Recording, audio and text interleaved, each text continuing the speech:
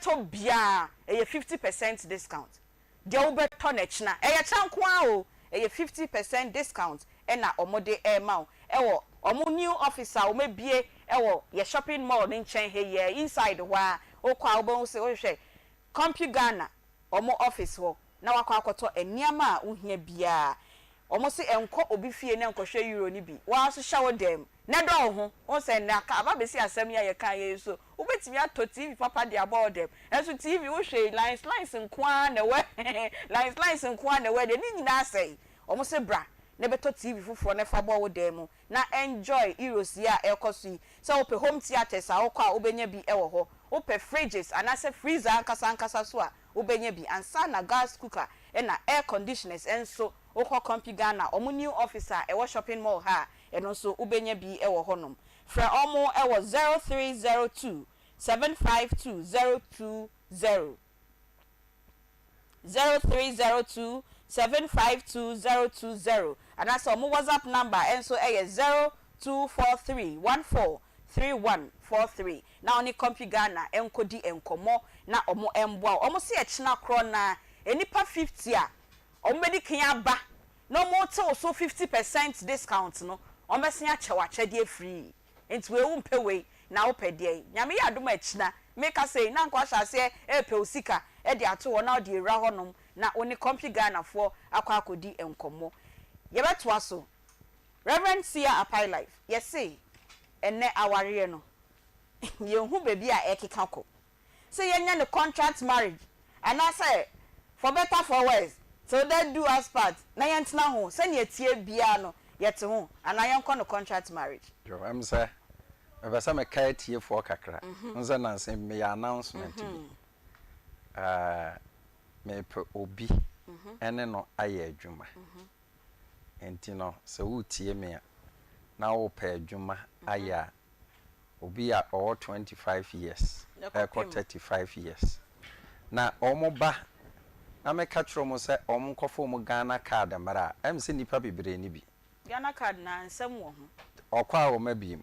enti me hu no se nipa bebre e wo problem o Ghana card no eho enti no ebi ana atike mu na wati announcement ne bi a opese wusi enti wo de fame number no preko 0244 88 14 55 0244 88 14 55 erade ya domo a enne eyefiada enne anwumre 9 o'clock mekasa ewo Akoma FM heya okay mepese obi atie bi enra na medi oba bi ho adanse oba bi anu anya HIV for 15 years a oba no na nipadua nyina apro osomusi a na etete eda wodam nipa intimi nkoho oba na so onama oyimfra masa but asedan Kenya me se obi hu me no erade na me so ede yare na chiwade kan erade afam so asa na yare okay na erade adom a eda eye ochena memenda me tenase a counseling consultation me wo Kumasi airport runabout e ba kope King's College and King's International School omu main hoho me tenase from an upper 5 o'clock na mapon eye awia 12 o'clock oba menkasa de odi babia no oba mekani nyina akiro afi ana mpese mba wase yo yes say contract marriage and I say for better for worse say ne aware de ekwi e wo say yen fakrat anto woni enka say ye ma ye ho 1 year ye ma ye ho 2 years eson I say wakwa adwuma mu no na we adwuma ne why sign contract ye file for 2 years based on your performance so you know when ye adwuma ne year and ye be renew 1 year adwuma ne year 2 years ne so ya na obi apene baby afa and I say asof mu die ya for better for worse na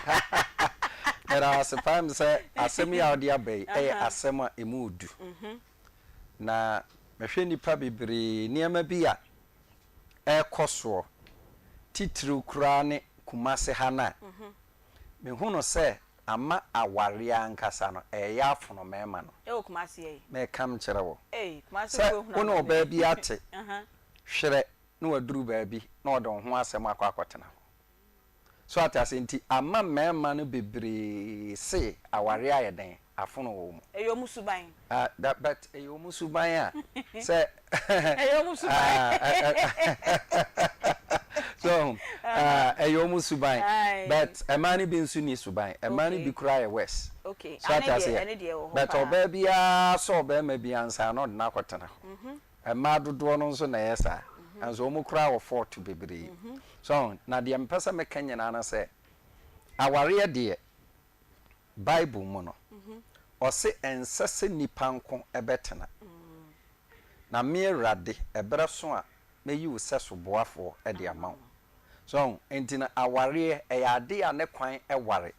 entin sa aware a eye contract me hu no se de ekoso ewo Ghana ha ne no enka ye contract anka ye serious because eniji a ode bekọ akọfa nipa no ene odo ene ntiase a ode bekọ akọfa nipa no afi wo kọfa nipa no nipa na akọfa no no ontena ase a osimigina ho men ko ho osimifiri ho na eba kire se ensem nyina nwona enti no aware de ade a ne kwan ware but nipa bebre wo ho a omo nheda enti aware no omo nti ase so enti no sa wote aware ase a ubehu no se aware no ye wa aware ahodo miensa ena wo wiase ye wa aware a onyankopon ana ahyehye okay ani ye wa aware a bonsam ana ahyehye ani ye wa aware a nipa ana ahyehye na say many be man na ahyehye ma no mo ahyehye mo aware okay so atase ana ye wa aware bi wo ho a utum sa aware no bonsam di hine wa aware ni mu pa kyese aware manije ba akokora ni ho na no ye sma ba akoso omeye ba omeha ba ako ana se bia me oba na yasoma me se me nko ha ba me ni yahyehyɛ sa bonsam hyehyɛ sa aware ni mai on se enu ntina onipa bia no wohia ntem ginafo bi eni anase wohia odifo bi anase spiritual master bi a eduru se wutu aware ho anamon a ohum ade ba ako a ema mani ginkramofo ho ni kramoni ya wo no to ho na onya 7 days a ya were ni tire ho ya de no kono spiritual master ho na wa reading a star ahwe se nipa we oba wiase abrabọ no obebọ no sen na obekọ no sen okay kramoni breso se obeware a ya de no kono spiritual master ho na spiritual master na kohwe se be ma one ne kotena no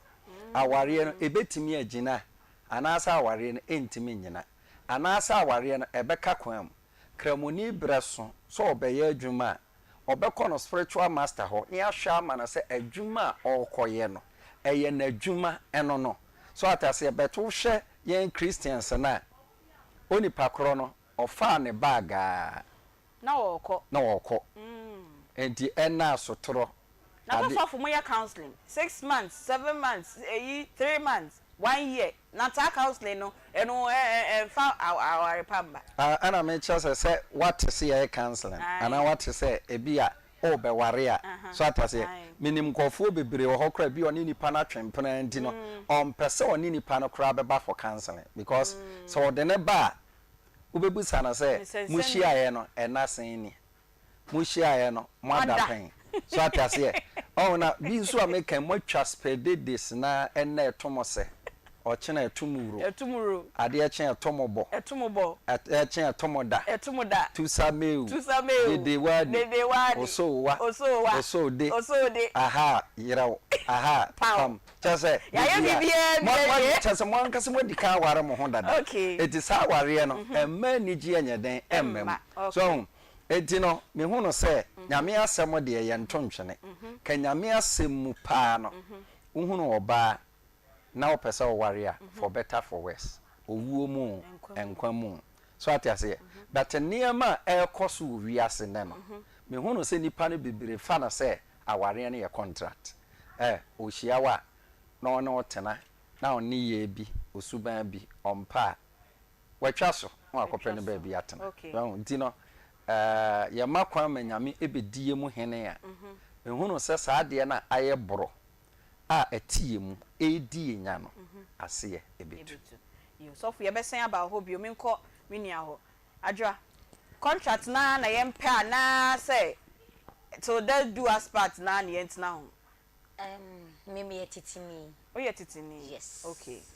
be a wo 90s mu ho babia oh ye that na wi asen shede mi sa inti me call for better for worse hey there na wi ase kwai yes okay mami tie wa dwenchire Aunty Bea anything tete no ansana oba ebe ware ana be ma benya ne ho kafo no ejina families no emie no omu nim se Aunty Bea busua mu de omu bu omu ho omu nya basabasa sika kakra so ye den ewo fie honom ena wo ware wo fie ho so a de wi asemba omu si ye wo mo nsenom no omu be pese omu de me ebe ma ware wo fie honom fie ho okay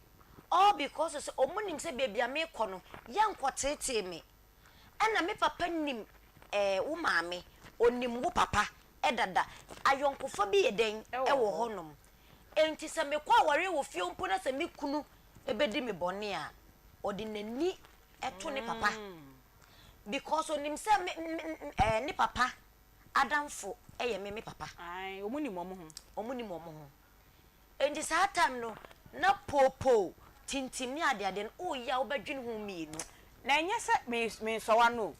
that time na social media eni ho na radio ni ho na TV ni ho enti ayire ni kunu no ayo bray because me dem feel say na omo ye me dem feel say na omo ye pa na nati na yenti omo nka yenti na eni ho aha aware bie ni ho antokwanim sorry normal empenatwe kwa se obro ni ade ewu but social media na wo de ba mu no eno na de ye ba be wie bebie ye wie okay sa time no me ne sofo anya ase me kunu no eye denya me ni ba bia kwa me ne na na betina so I have to let that pain go off na me ne to aso ben na yenye bibi se TikTok wakoye video no de ato honom yenye bibi se me wa adamfo no wakwa ka kire no ban kan tete na ni honom and abaya bi susiso no nim se nipa asemesi no ne betina oye ne bibia wo ye ne kama because on person ode anim duase ebebre na busuafo ba esan se ne wankasa wo na ma no kwakwa ko hia wa ade na wo ne na burumu a yi skills de awarefo be ye bia mpana fo ma ye enti mo ware amokoye den hwi ni ho biem ntenche na mo ho afono mo ho but first no me maame wo maame na wo papa na ba be serewo ye tubu ase gruno esiesio e de wo fa niema bebremu wo konajoa se de na wo si ye wo fie ha no wo konne koye wa asesa because wa se ye wo maame ebeni na madam na asem na wo de beka che wo wa se ye wo maame ba enne social media darumenti ye fi se yansem no ye koyikuo ye fa buo bi ama mo ye pese efie adwuma ye ne yansenu mu chem bankeni kwa se yesa because titino ansa na wo bekono ya cheche osanne mani nyina because ye friend a journey of no return aware ne kwan ware na wo kon kwa hifa na wo sa ba betena enye o maame no papa fie e wo hene me maame ne papa fie wo de bisa ne anka nkyereo na wo kwa ba wani beje na metewo na me wu no mentna ho wani nye na me sebetewo na me wu no mentna ho debi unwu ye beka cho se kone be ye yie sa na maame tena ase any true be ye yie any pressure bebrebe debi enne ye ko nya pressure those days na pressure ni ho no na wo ho na bi ni ho sa na bi ni ho no na ebi ni ho no omoto omobo ase chia nkwada na aduane ye chia omo ha ma ye de ye aduane enne de enima ne magi spices no because ya nto ye bo ase nsua hwe me na me ko hia ma ade na me ne ma ade akeka dem ni ma ne se ma ade pe indomie nti indomie me ko TikTok ana se me ko YouTube an ma kwakwa kosua me ne na ye de ebe ye bia onfa be ma no kra mrefie no na wodi cake twitwitwa ntoro akira ne maame ye nhwehwem nkonkonhu se abema no ofiri hi abusua be no ofirim otesen suban be no kita ye nhwemu saa manya de na ba maame nipa amene ne wo ho ni o no maame so aja akonya krachi na te sai akwa aba ya fra wo sen wo ye adwuma bɛn da bi ne mu misa ene ye misa adwuma da bi mu misa sabum ne banadi ka che ne nko opese ne ba ne ware de ma me ne ju yo baba se be baba ye ne ba ne ho ade na sasofo se ye nware ene ye se ye nware udru stage bi na nware ya na so ye social outcast kra wo kra mu enti no eye ya ma mi se dem me ye dui de be fa no konam kra ma so mo ndwo me ene ye nei ene ye nei a obi bete so watwa ne gate so watwa ne yiriti aden na nka obi ti sika ware ne busuefuo dabi but tete no esanse we mabam wo se wa ye investigation wo fa ye investigation wo ma me ye investigation enti be ma ne dowa obra ne ho ase o ye ne niam akwa no de sie oba no kwa nam no hu be ma na no odwane akwa tete because o twenda e be ye ne ho ade na wa koni kunu fie be ne ni honom enne be bia mpana de nipa bi aduru no wo ho ebia ne ma me kwa nim sa abro no so be mpana de ne duru honom betwa nsuo bi akoba bi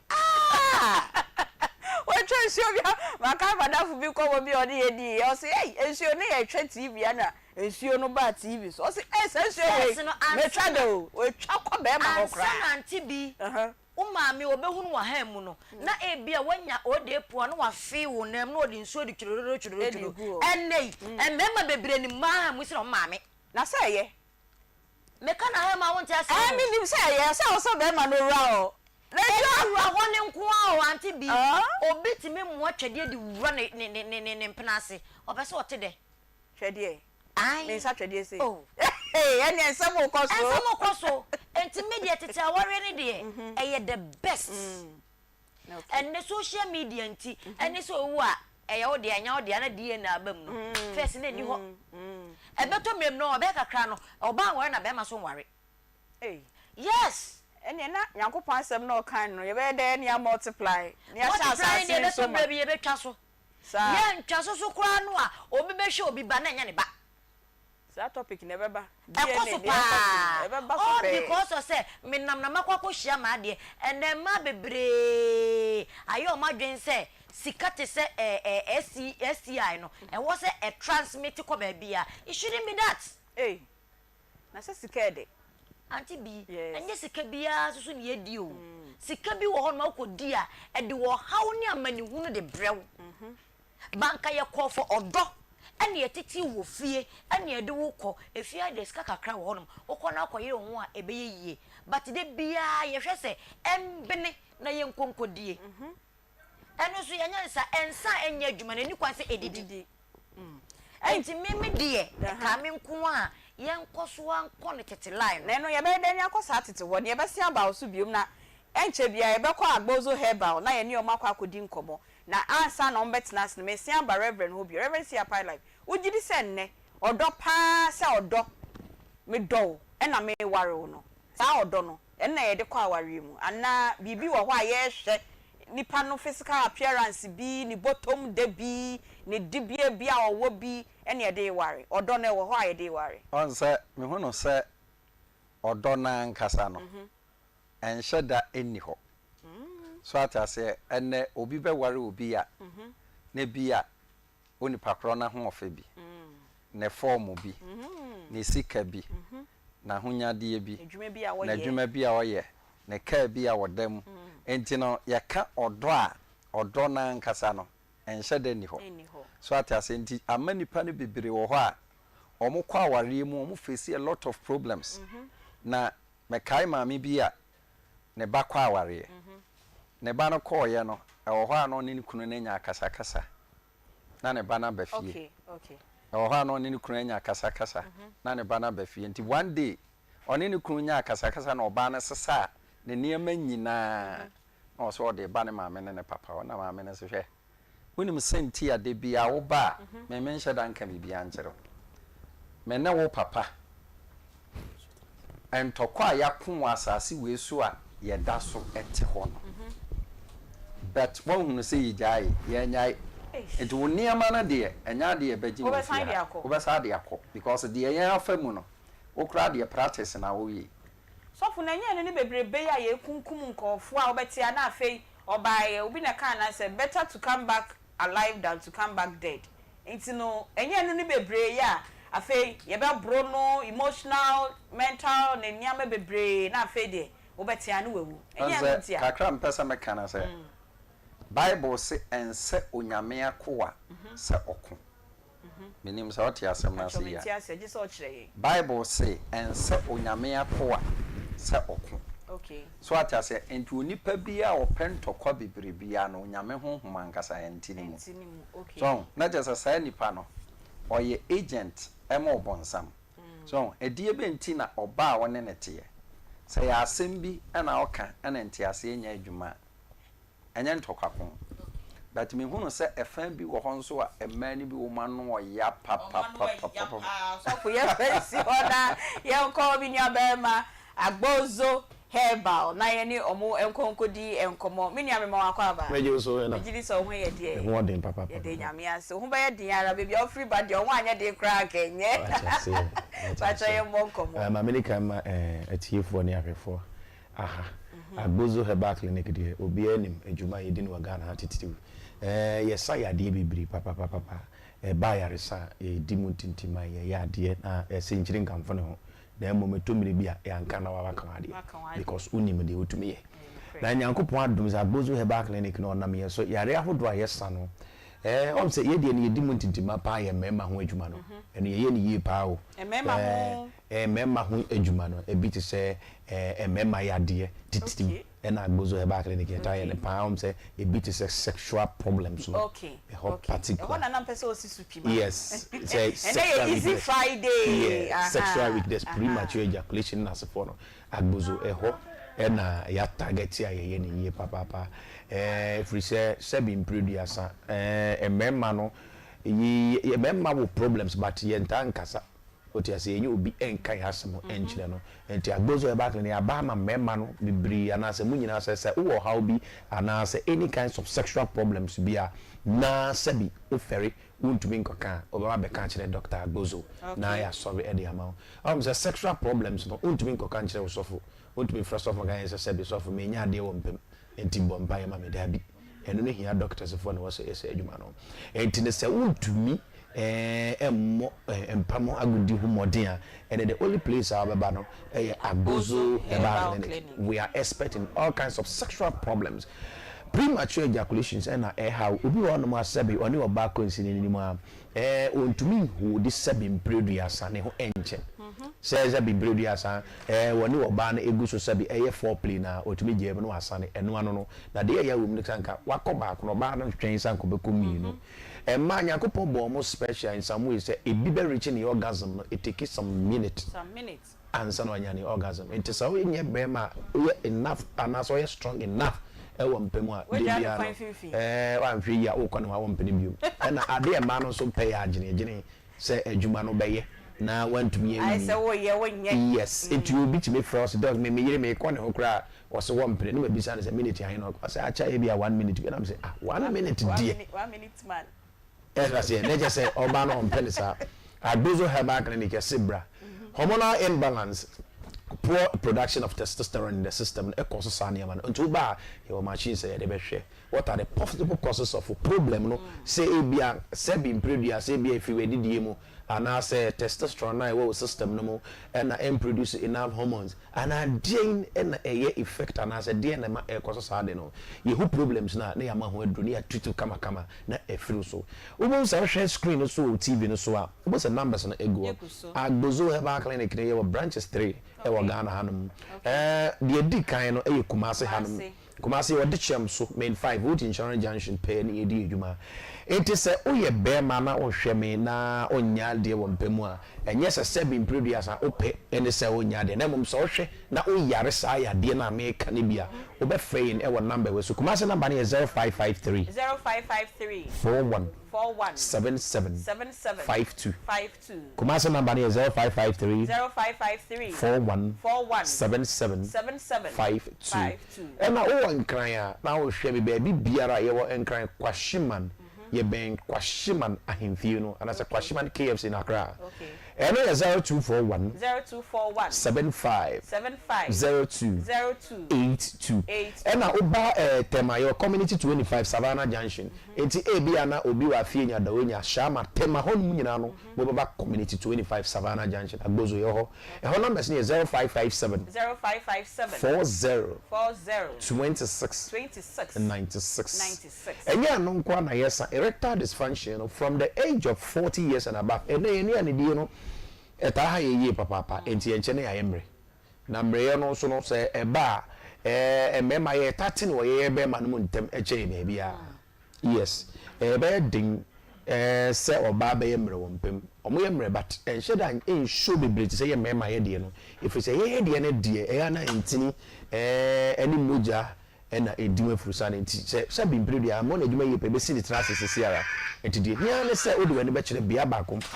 ole agbozo heba clinica bia kese a wo ba me pa cho 3 days to 1 week no na wo bu adwuma bebre ebu mu akra omo yire no mo ba beda ya se na mi kunu de wi ano ye but oba wo nje no ma hu se ne no me am difference e wo enti erectile dysfunction when the in 40 years and above na sebi we want to sustain erection for a longer obi on my erection but sheda nche na sankofo obo se enye gozo me wi eni mu ase enye gozo emu sheda nye din na say ye gozo e emu nye din what you say entino e basa no asabi oni oba no ko bibi kura na otum se ade na sorry I say sorry enti penetration is very difficult e basa e ha adwen agbozo yeye oba kuma se ha no na say wo sa prob 3 days to 1 week no na what because so ba ye be test na ya problem no nkra ha anase kuma se sorry 0553 41 77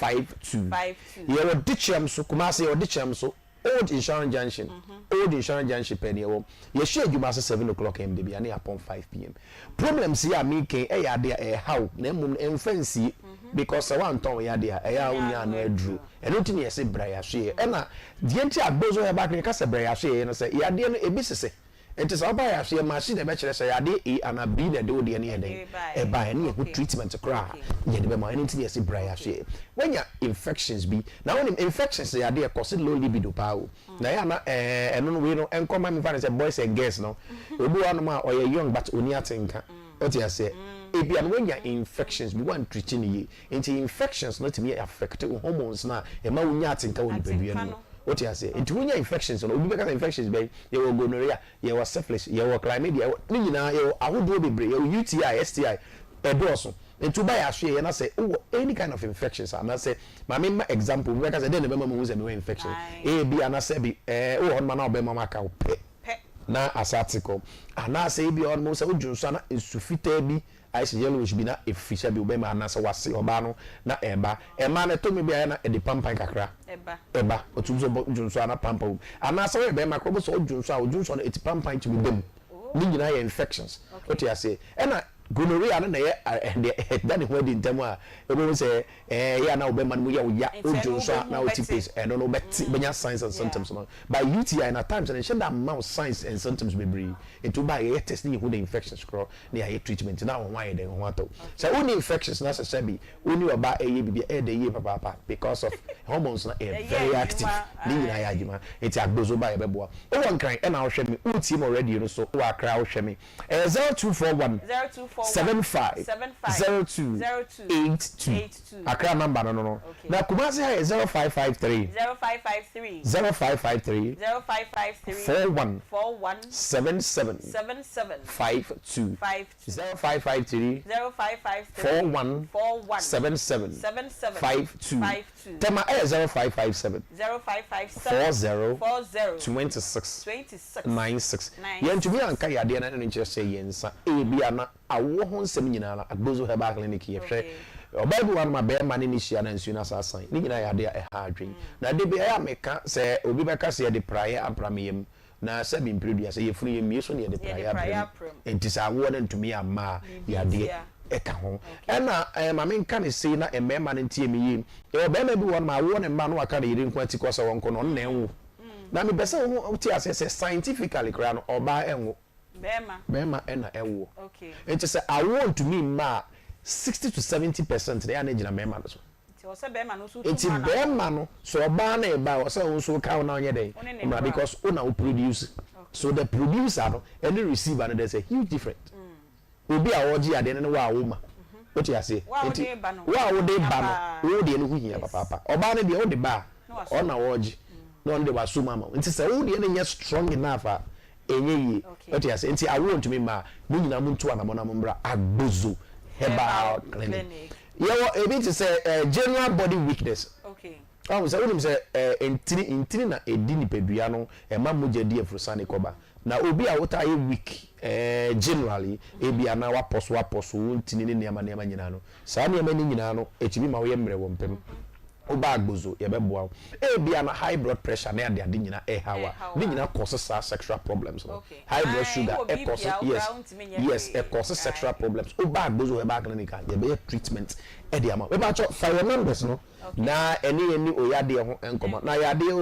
ya papa yi na mom no na ebia wo de akini am say the etie so bo a wo de akini but the solution is not coming. Nti o free say sebi and da so nyina asa ma sebi impredu asa card ye ase kra ka kro na na yesa nti no sebi 20 years so dia enya eche no so a nti yade ba wo na beto nti wo sa wo na amane ko na me nka say o ma bre na yade ni nyini na mfa me pa cho yade etimiti ye nkwa so bebre na next time I be share no man crofo the benefit of sex na crofo hum faso e wo so yie papa na utumi sasa wo ye good sex utumi nyini che yie papa yes exactly sa let's say yare papa and I'm making these are some of the benefit it is oba no so nya active in bed oba gbozo e ba kan nika ye betumi ahwe yie papa enti yes remo I understand with the ebo hu dawuri ewu nya ye yie papa ye pese awade no enso e man enti prostate yade na nyina so ye hwe Johnson entumi ma eba na bia kem ebi asabi ofri kumase e konkran obitumi Johnson be impredu na ukojira anye se bia Johnson kra ba kwa akituwe bi na aso ne nyina ye prostate na problems e ba obi bisa se dey na prostate ba scientifically prostate any specific cause bia e need de ba na mum se unya na glands na wo odruben ma na obema na no so e expand it was a treatment na san come back to the normal sana prostate the suban etie na ya na touching from the age of 40 but now krano from 35 krano and be bia the probability say obenya prostate 80 to 90%. So ye bema prostate and the control Johnson be any other enti say unyanya krano di 30 years kranka oba gbozo e be check if say okay and also be boy test no hono enti bra na bra be prostate na e ma na yade no sinyina yesa no bonu ya ye bra na say me be sorry numbers no and a blue screen is so we shall Kumasi ne dikan 0553 41 77 52 0553 41 77 52 and encrying 0241 75 02 82 or tema 0557 40 2696 Bibiara da ye de ye adwuma ye twen se wo de wo ya de ne beba na ya san ama ye be san ama ye nche adwuma na se from Monday to Saturdays 7 o'clock a.m. to 5 p.m. Okay. Sundays after church so ba ye betumi ahwe be da se se wo hwe me na uti the same time. Yes, that's so by nyame adwa next week in common easy Friday it's ye be twen o benefit of sex make us say such yare na dem ha omu nyina ese me pa che you be dance na me ka to so yes na dey me dey we say nyini nche na ma nyini che no sex so ba nyini nche yes madam fu bi o say ma protein itu so ba ne kala ye fefe a Juliet safu be bia wo bia no ai se be ma ne spend no e na ma ne protein Juliet safu be bia wo bia me chia why your friend protein lady ai it's here that's nyame ya aduma na wo twe be ye be hia ne di sa enkomo Akoma mu nsem dwumadie e na wasugusu a wutie e wo Akoma FM 87.9 e na wo hwe yen enso e wo Onia TV baby a wo bia wo betimi akoyen Facebook TikTok e na YouTube na wakohwe yen e wo ho na wa like your page no na wa share na wa comment nso na wunie bia o hwe yen na otie no anase onnim posa dwumadie bi sei ekoso no ono nso etie na ode nasem aba na yedi ho enkomo na efiada de aya ne ense eye easy friday de mbeka na me ne bema bi na wo ho na wentimi anhwe me na me ba school na me yare na me niye me ya ne sa niama no aya ne ese efiti adwoada ekopim ya wada ne akasa ansem na ye pressure no akosro nti edru fiada say dia ne ye dia to fom boko abrabo mu nsem a ha ye nyina no na yedi ho enkomo na emom say afei na ode wafidie na to wa na wo pese wo de wasemba na yedi ho enkomo na esua de free mu a na wafrɛ yen e wo 0530 507 849 0530 507 849 na woni yen edi enkomo nende ye topic a ye ka ho asem no ye se aware no ye nye no for better for worse till death do us part messages abenya wo be phone so ye nya asem ketwa contract for nkwa contract for nkwa anasa aware no ye ma nya contract said ye fa wadwume ma ye se ama 1 year contract ye ma 2 years contract subject to your performance so we year adwuma na so wadwuma ruade ni a no akase me sign I extend the contract ne dia ma anasa wa your permanent staff kra and then me panel members me try papa J no mbe ko be bia me person kan komo no e fa reverence here apply life na no guso a o kasa se odo no e kamia ye se odo no eni hosa ana reverence ana na o ka aha no crapa on say na akase messages a wanyinya nyina contract nko a e memma no kra na be ka contract Emma no Emma me pese me body ba ko bi mi kotodwo ni pa me body ya de kunu be ja no ene ekoso ana hwefo no so because emma no bibire wo ba me ka se aware no afuno wo mo cha se oba no obehu no afa no afrifie but niam a unhunu fa no ho nyina no odi ni be ko fie na asesa wrong things nko a e bia sofo wan hwe ni yi oh wan hwe ni adani edi nkomo wa yesi love is blind ya kasa asem we ya nti no na de bia ya kasa asem yesi ade na red flags na ya na e show ye date anasa ye twempna no ade bi wo a wo hu ye o enso obesesa betimi asesa no mefa ne sa na onim se okotena mu no ekoye voice crossing de ohun ye no sofo se eno ana meguso kan so atase ye woni pa no bebere wo ho a o be ware no a ode suban dodo na no esie okay o ma ohun no da so but me say se me no tenase just 3 days o pa fa suban bi esie me hu ni nyana wo de say wo Holy Spirit descending wo the Holy Spirit descending na sofo obi a wonni nyam eni ti sese ne bia wo wani no ordinary floor member sasa na ya ka no no floor member enti onni sa eni no obeye de ehu se suban bi se yesie wo nipa ni mu a opa aware enti na waye ni mu fefe ti se de medeti hei na emmom fa de kofie kohwe no ro makeup na na obe wo se ensem hye ho obe de na wahu obe de na wahu suban on se eniama bibire koso a enhye dan koyi okay ene mani bi wo hokra behu na abonten behu se bi a or form or hips or to on fanin kofi a onworo no ho se e form ye ton wa abonten hair store made so store made that so ejino niama bibire wo ho a amani pa no bibire hu no se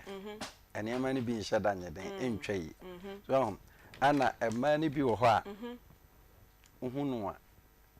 sa ode no kodem kire se no nya tompa so a e chense funadaka ene da ho so da we oda ho se tim enu ye di jaya ware oh da bi se on se ye woni ema bi wo ha etime buwa manipa ne je e wa aware mu so atase ye because aware mu sei no aduane die etime ma aware gina enam eno so ma aware gina eno so timi ma aware gina so enti no akoye da ho tim na ve wuntime nkeka ho a so say a problem enti no hu no say niama bibire wo ho a omoye a ema mema ne bibire nso nansen bi sei me yes me penkofo enti na times no obi oba me nchen na me ye ne interview kakra madika me paso siesie ha na mehwe na wa na kama abusa no woni maduane ye ose me ni maduane ye aduane ben na woni mu ye aduane pa nkwan pa nso amepe rere nkwan enya sofo ni me de mintimi no wonti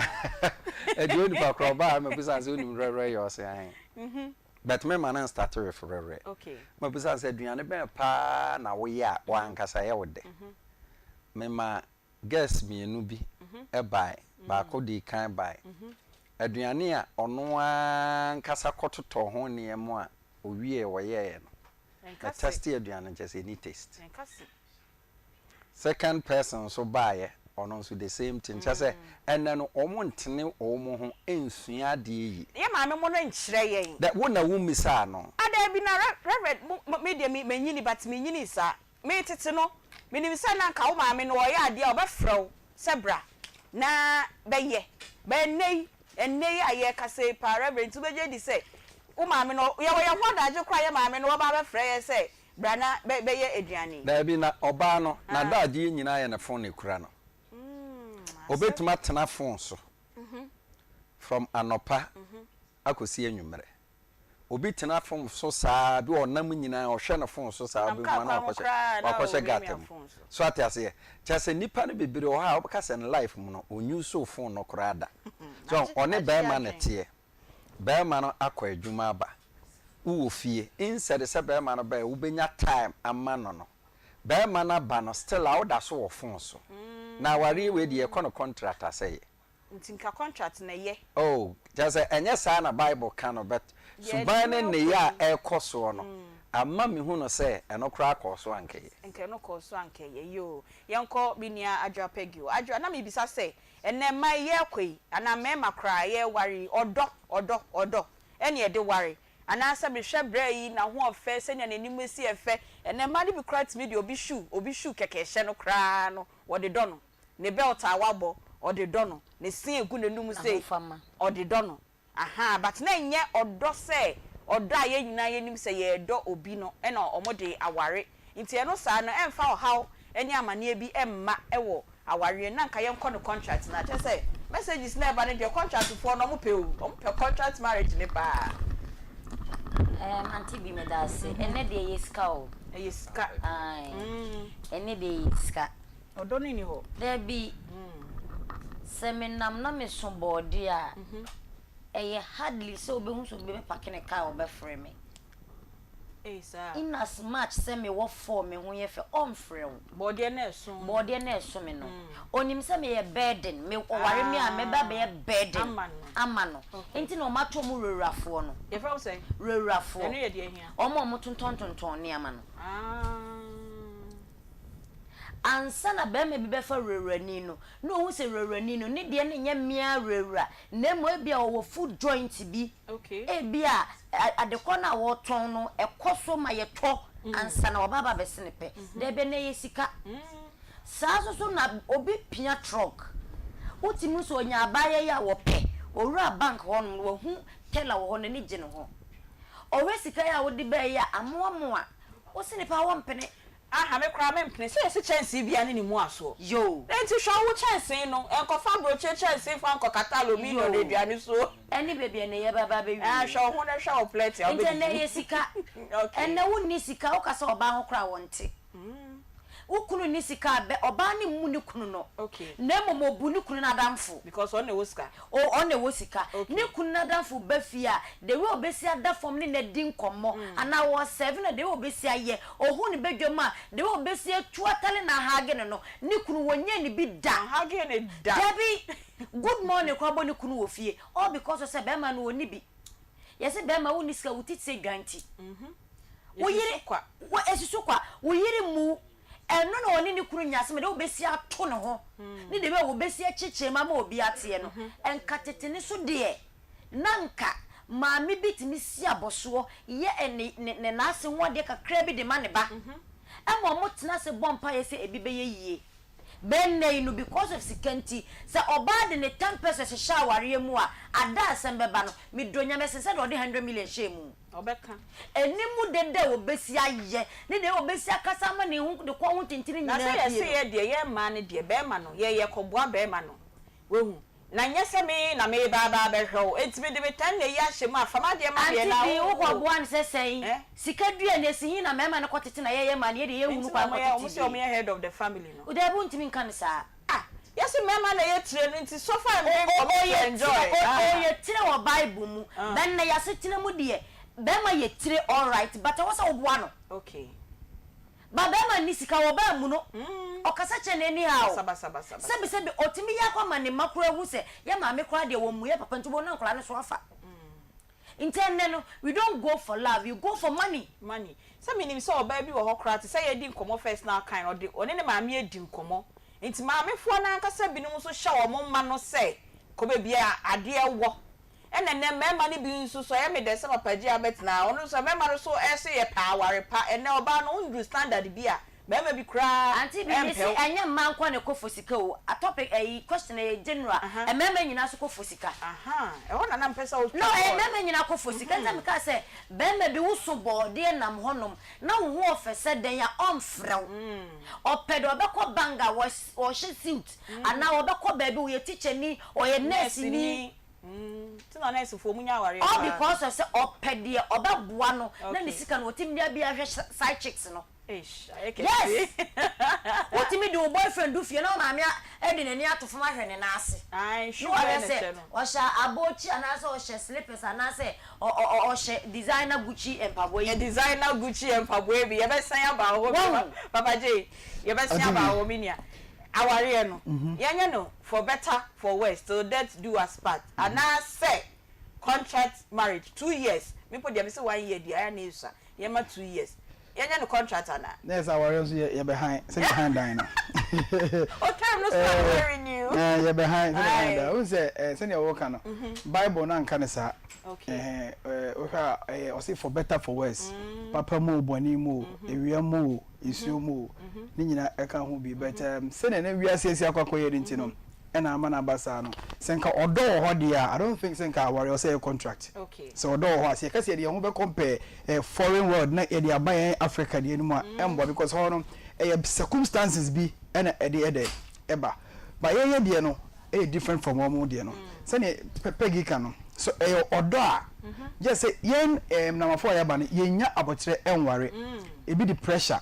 and echo e be the pressure from the family pressure from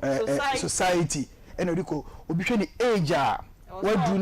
na afo nyina ye den echo entimi so de na meye enti se ade ne ba onya bote no onhwe enhwe yie mame so binye bi me call na se ye yi a na wafa anye yi a anya hwe beka so ye den o wari bi so what you say enti enye contract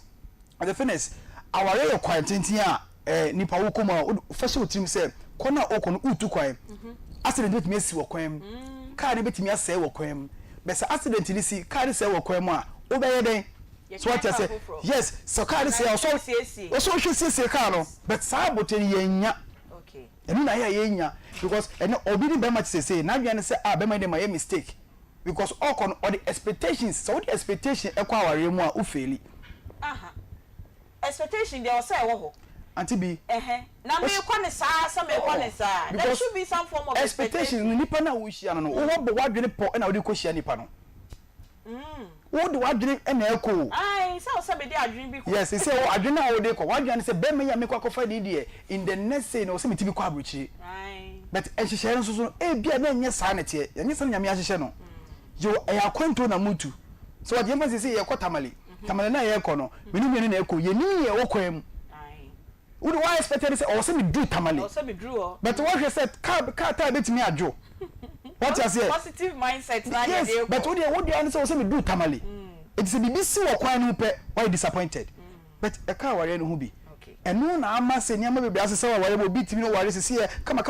e chene nyama no ese wo betimi hye obi e hye fefe kama but as time goes on no nyama betimi esi e ka hu bi fa ka hu bi na fa ka ware no ho e ye ya nye side e because ye nye contract but in contract in Africa there enka be ene ye kase ye de ba bebre be giatum oh ne be ma na te say afono no aware be wa afun nipa o but omotim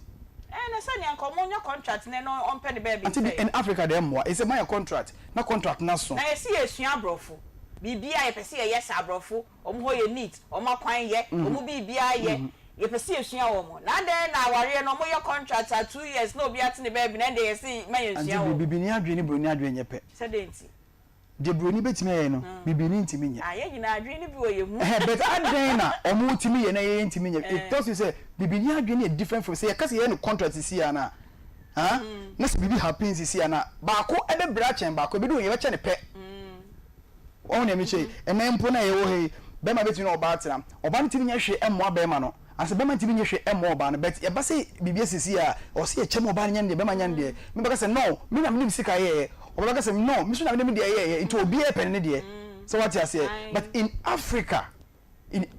contract marriage enye ye de no enye adwuma empeke wa Africa empeke ye be sia ba ho bi e de be bia be mpo amigina na isa me nko na migina ho bi say open a contract no so empeke contract no che say e ma na ebre e ma ni bi so bre e ma so bro e ma ni bi so bre pa I'm telling you say e ma ni bi super say no say kan na wo ma kwan pa na me ni ba mu a e ma ni ba che bia e be provide ni aresi yan ko the contract na say so that do as part na want na ho sa Queen Sabi and come on here me there but so ho ye there awrati ato ho aye fe why dey show the oye ya yi mami we that say yes say yen kono so that do as part aware no and I say yen no contract 2 years me dey 1 year dey me se me pese di pasesa nti e bia 1 year dey na fe na ye hu kakra but 2 years dey estimu bia no ubehu na say 2 years no hwe na yes yenye no contract na ye ntwa so sa metia ye tiefu nyina tiefu nje so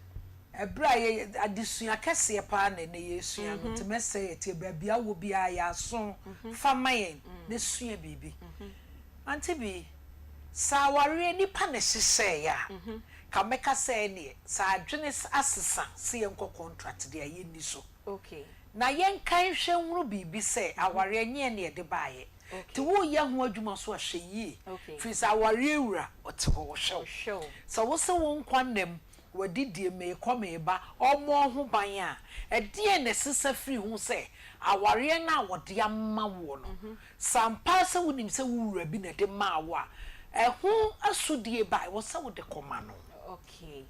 me pa cha wo te mase I was so be na de ma wo dia ba koni ho ade a wo de ma me ti say grow fine see ya it makes you grow fine na wo no mo grow fine grow fine papa pay and trouble na atwa kire yesa okay me no mkrafe kra na me fom so ho I was send the pashe yi okay pen so ye pese di wiase bi a enye ye dia a ye tim sa ho no de de ko ne sisi ehwe yi okay aware eye boa me ma me moa wo hu o say enye se nipa ba ko be de epetina enu nti no de opepa saji we ka ho anya bia mu bedi nkomo obi a waye na dwene ne sa aware yi sikasem no mesi ni hu okwa obesia ba enam ho ba bia enye sika dabi yen ya fofope eni ye ni bre too much greedy and amen na ye dane aware say isika aware ye be me bi anyame edinesi wa ma oba bi munka mom na mommobra oba bi wo ho a eye wo na awurade be hira wo okay na mpempenso ni bi akoso be ma ne so wa ye onyame dwuma ena obu oso efie mobo se awurade timi yisika ni bi be ma no wose kofie we ne kopega ho oh na nsenum so nya kakra dia omo so afa yata bayefra esansa akosu akoye ho ye de ya adwo mansa baso kono ono so pa akosu afie odie ni ase ye ya ginyame adwuma aye ensese ye pre ho aware ye boame na memwa bema ebesam na wo ba wawo enempo koduru pempen so wiase mu aye den enti so oba ye adwuma kakra na wunya bi aboa bema no me who the reason was say a man being to me more bema na da bia ye nsa gu ye ho a ye twen bema na ma me da ko ofie ne be ka cho say wa free mu a obeye de no so abrabo be ye say eno so be sa ko bema be ho o te de me cho na say ye de ye bra ye oba bi kra te ho ti so betimi atoka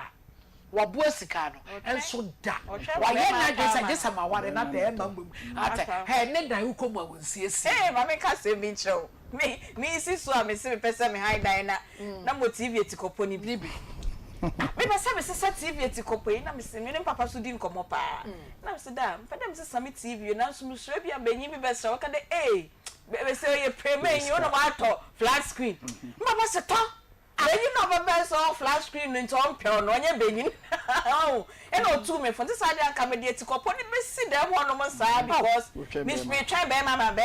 enye suboy papa de share me cry me meet me kura o sir me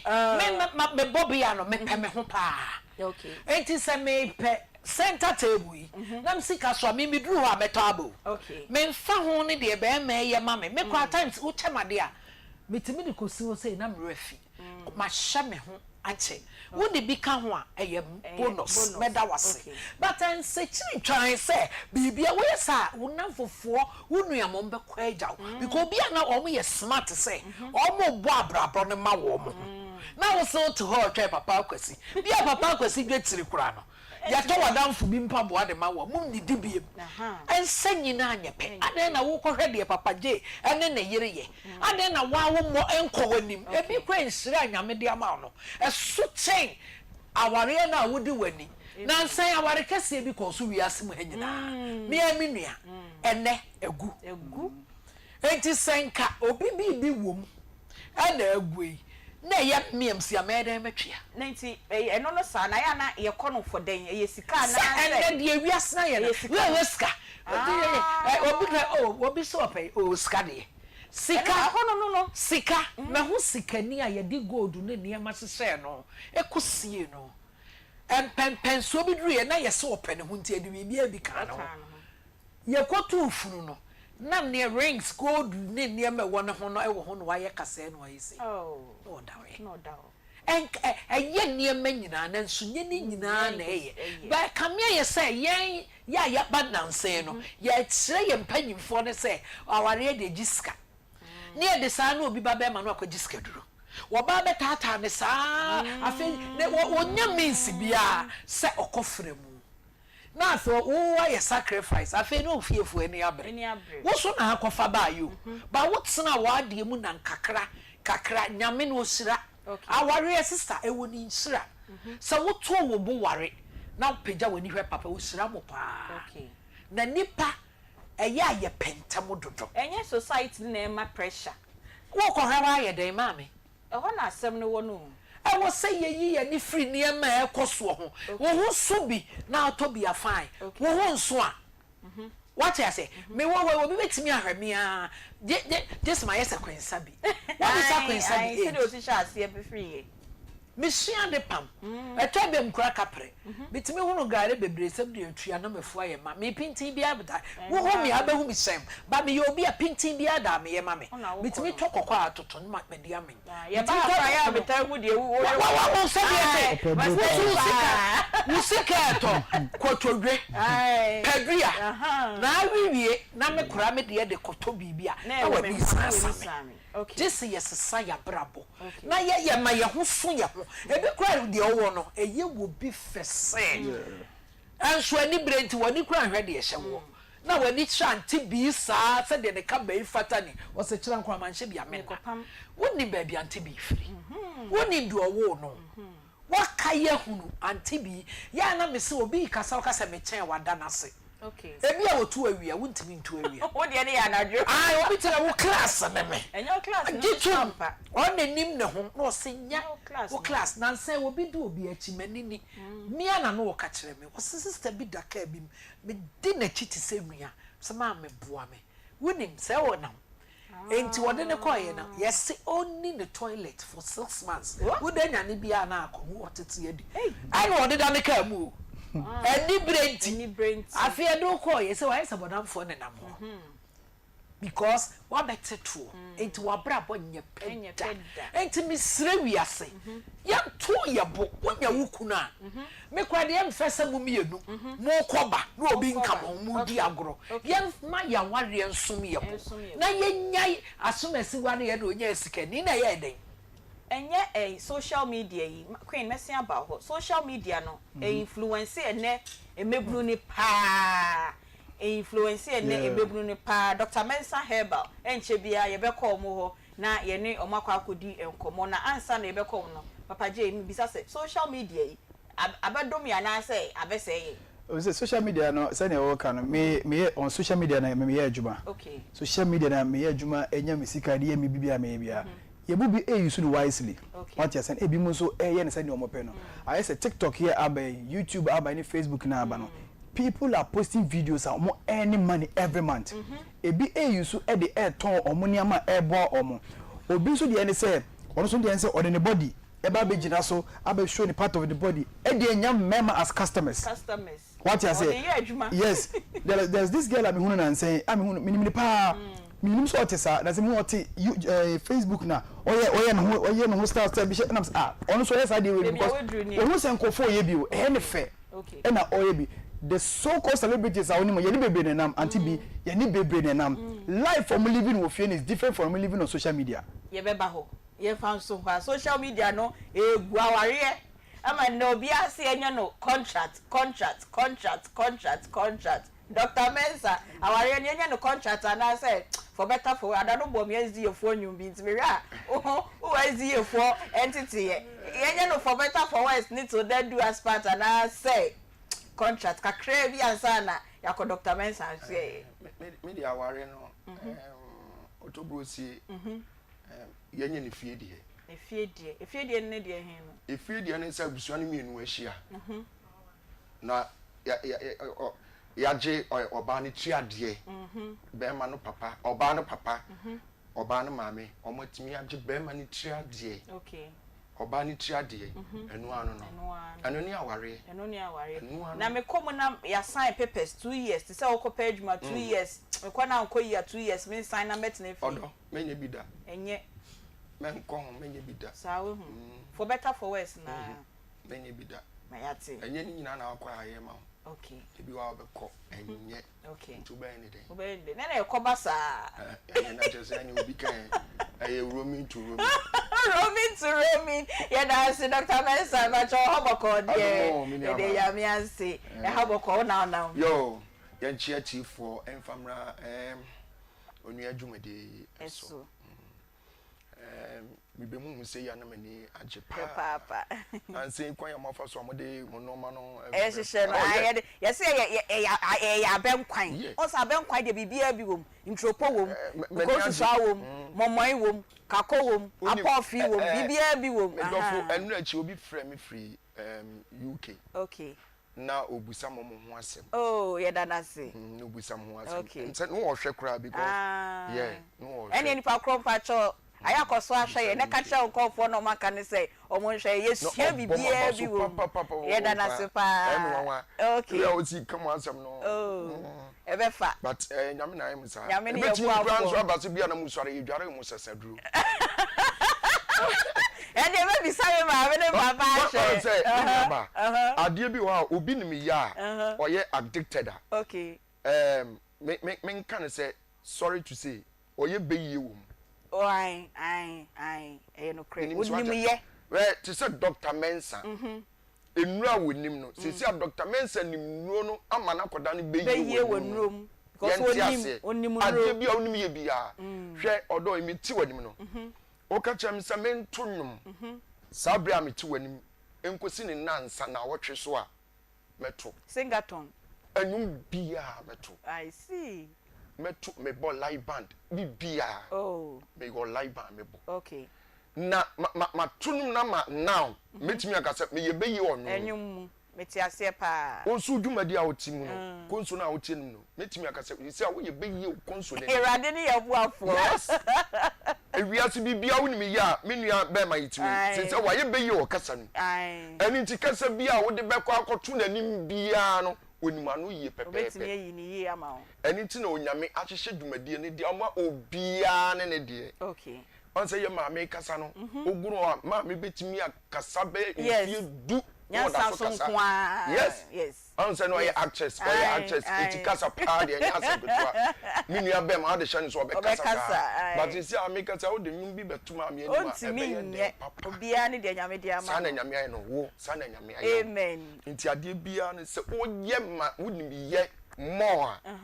onyame etene no ema unim die no ekoye mo wan ye obi wan chen ah mini abaye di ased wo frem on frem sana nyame ayo me dinka kan me se betim kura ba se konso ya wotie no ebi kura wusua no ye dware wo sesedu na wonnim minnim me kofia mabisa last week na me busa asem bi me se wan say odo first na enkwada ya wo mmofra entafo na ye bo omo ade bi ye friend abamo mo sabre na mu no nso udware akwara ye nana no mu udware yen a de minim ni say wadware osemena ne nyina wie no na wahye nsuo bi ye friend dudo na wode asi onchen wadware osemena na wie obi a wohwe me bia di saade hu adanse ene ma me bo ne tinko no saade no ode babobbo na wo wi ode ne nsa we aka nsuo no na ode agu wanu samebo a yenka no kre mo ekire sen na ewo na se kire o de eche nyina ne se dudo no ede bobbo no se de be ya yare bi enti meka obi ani bone onfa mehwew e ma wo nkonya problem eba ma wa ye din bra wo nyini ba no e ma wo ye din me wo minua ba ko ho minua ba saa ne ma na hede ye ni nti no obetimi agyina mabro nsan yi so na oto no ho obeka se ni ti ba oh yeah obeka se your friend yima obeka se ni ti firi soro obesi fom na watane saa ba bia bebo ho bia no onte eye sa nuo na ye di dware no e na ama na ye den saa enye bibia eye natural enye se ye nananom di bibi na wura mu da bi ahamma no eni sa nua na bena no onyame aye ne se wo de bobo nipa ana nipa de gu no ho a onye den emwa no na entimi matumi bia no emedi na chi eno na Dr. Mensa ka kira mimi no mienu se wuso bia na entimi anyo saa wan hwe yi a wuso ne ya anyo saa etimi di wachi saa na de ohaw eba wan hwe wuhunu edumusuo edi wachi ade niam edi wachi eni tu ba mpanimfo se ye bekum trom wadware seseduro die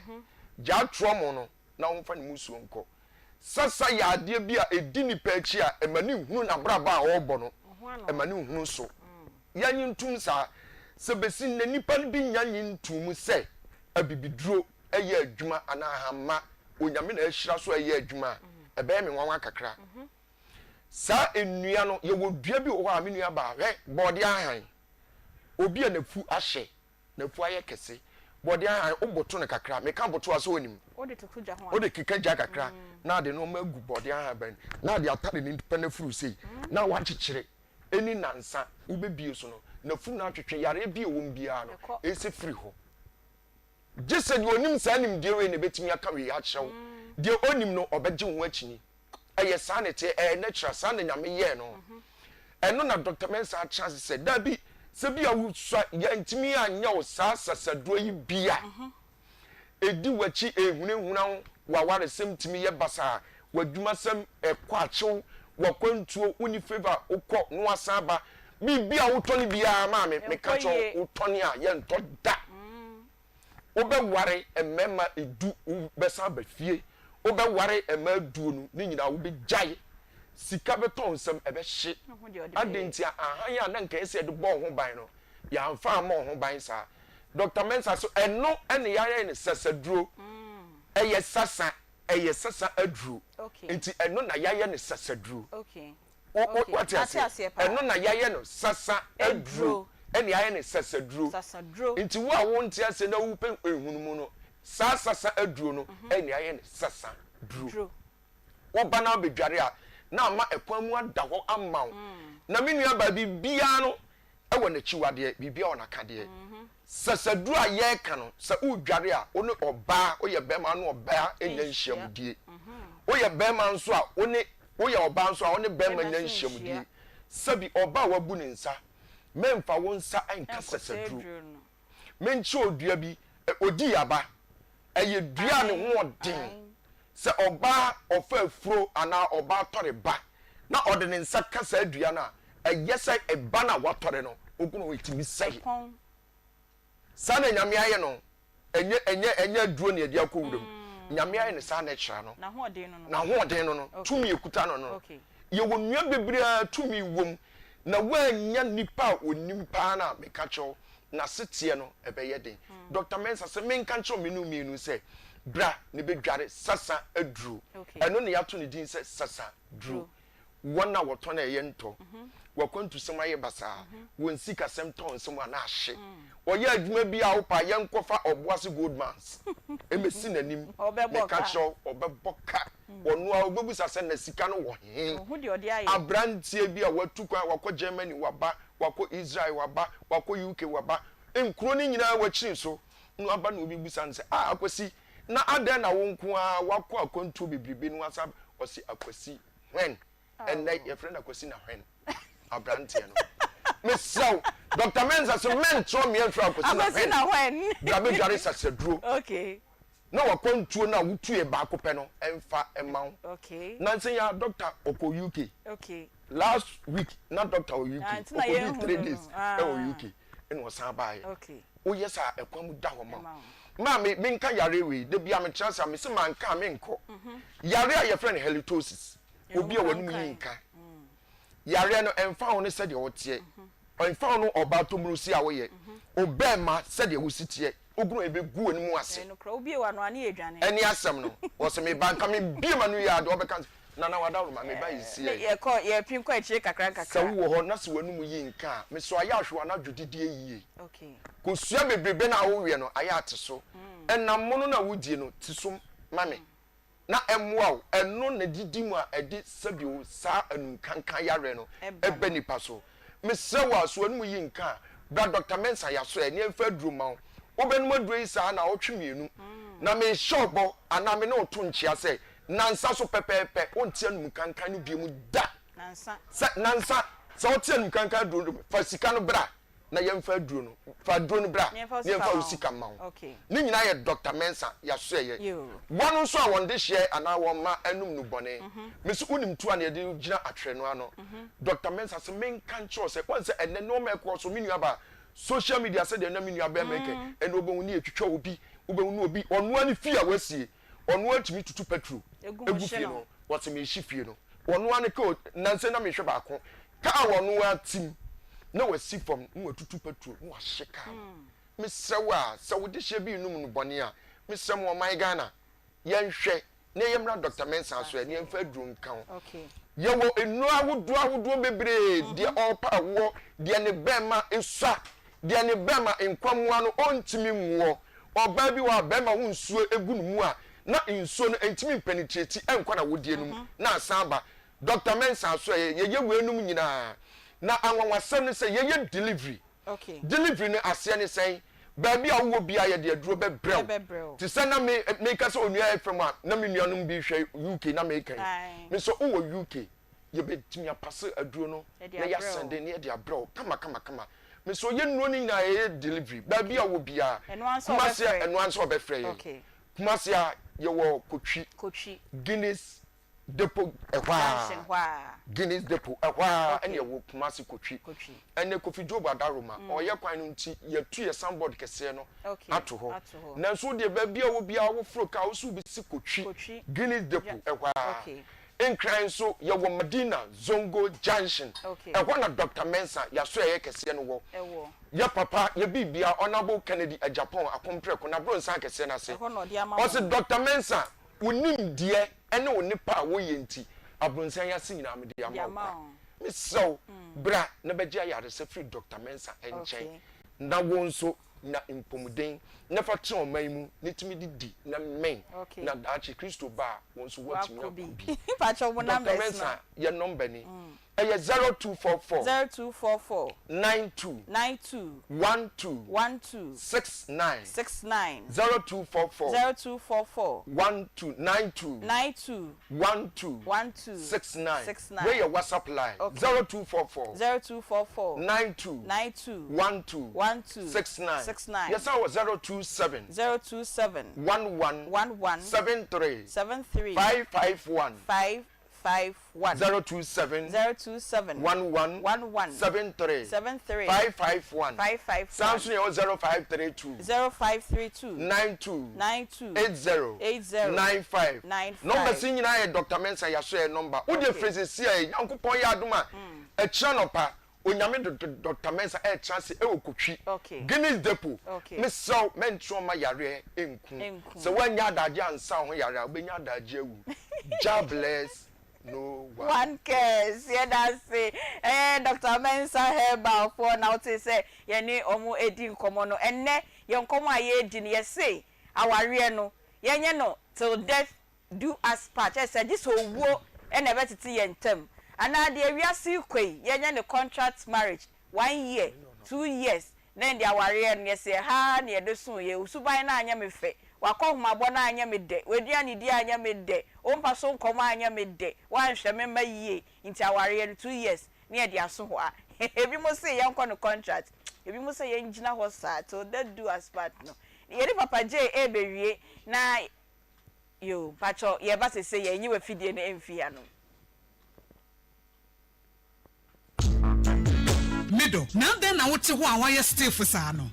Ono kwano no. Jama wa bre. Akos, seni ya mensani menemu cheme no. E mwa yititriti. Mentumi pon sorry. Uhu ne nwanwa. Eno mi free jomba ina mi kache use. Mato 3P garlic mixture ba. Enti numbi ansa na wakoda. Me hu ya ne se wada. Se wanom. 3P garlic mixture. Ema moja edu mwofu sanenu. Eche natural garlic papebi. Eni ediaye. Aha. Nano na madamfu kofimpo kache me se. Piwak natural health for bi bidrobi omodiaba. Ye feno 3P garlic mixture. Wuko tojene waposo na asori a wu complain no sa wonum 3P a ebe jane se hum edroi enye mapemfo ema wo manofo ananse nkwada wonya nyamfie dumienu FDA agi adwedie nkratso yi atum 3P garlic mixture yi ubenya bi wo mamu pharmaceutical shops and herbal shops nyinamu bokuma se ubenya bi wo Misty Herbal, Colinac Herbal, Apidan, Danny Herbal, and Angelos Fred Piwak e 024 89 288 24 and 020 1000021.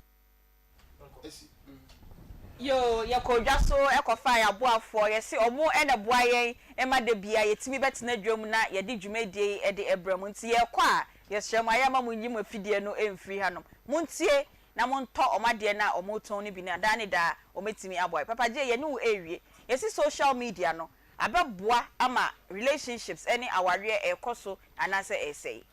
There are so many people almost for advice from the social media. We have counselors on social media. What we devote to more time. Ebe church and conform for esuani ama efri omo. Afa be bi but the last time because in your case be police station. Na police ni ba ko eti boys na omo ba no omo ye journalist. Na on TRC ti do na say mo na mo se mo ye journalist no. And yes I yeah, bloggers. I say we are bloggers. Who are you? Mo station be na mo adwuma. Radio be TV be. And I'm saying we work on the social media. Me che police in say we are part of the media because here they know social media and more respect it. All because of niema be amount for the social media you know. You who say media no social media there. You recognize it. But some of us are using it wisely. Okay. So what I say, but you move in the end. Who work on TikTok no nipa no video na beto no. The person is gaining at the end of the month oisika. Facebook at the end of the month oisika. But who en efe. What would the sika crowd did no? What to data? And one boy naked, half naked. And I do so na also the next day no one say at the end of the month no. We check a car one bought on data no. For so be amaso. But who will be that person is verified. Okay. You're monetizing account amano. Okay. It's the content now the no. She's being paid for it. He's being paid for it. But what else? We mean over person call them chop money. Now what to data? Now they be the bokakwa. Oh seiska. Who the tususu kra nka boson beso no. Na wenye bi. Okay. you use it wisely but ebi say no obi timi ko ahokyerem okotie oko media no so a pastor bi video odi ato ho timi kohwe na asesa no enye de bia na amafo benya adaje akotena sorry dem obi wo kwa na pom denti no ontimi nko apply life for enkoche teachings but say apply timi ba media social media whether Facebook TikTok or YouTube no the video be to ho ma emani timi kohwe enye bibie dey efrim so people go there for negative reasons ebisu go there for positive reasons into foot no for relationship say be ya awaresem yenko fa social media enko gu ya ware na ware ne nka say ye per contract marriage say na okay it's like say you hear TV stations and also radio and hear oko social media some of the contents ni bi na da ho no na amanfo bi hwe e dey ware na ware bebre ada ne telenovela yes obado woni ne kunu ware oye pragia obi ni kunu ware wadani abi obi ada ni Mary Cruz no ne kunu ti dem share on the media no and I watch no pikibi yes because the last time adafu bi me ne ko fie ye do oni atete papers e da ne kwan na no paper nda phone salai kwakora e dem ho oni na de kro enti edu on ma yeso yesan ho sa na yakwa sa na yere tapu na chi o se enti matete papers egu on do wa church so sa o wa ko hwe movie bi so obi aye bi kwensa bi and on so be just to be romantic surprise birthdays yes you do mo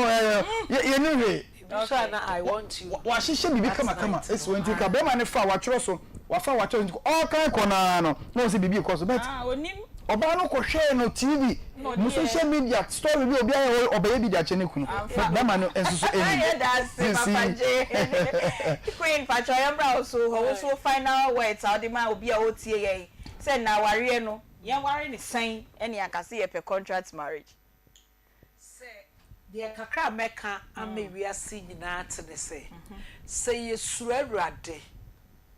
sa wo ye kremuni sa wo ye kristoni Hare Krishna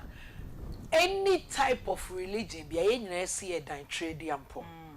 enti se ye bunu ne esuro ne dia ye mfiri ne enko ye chi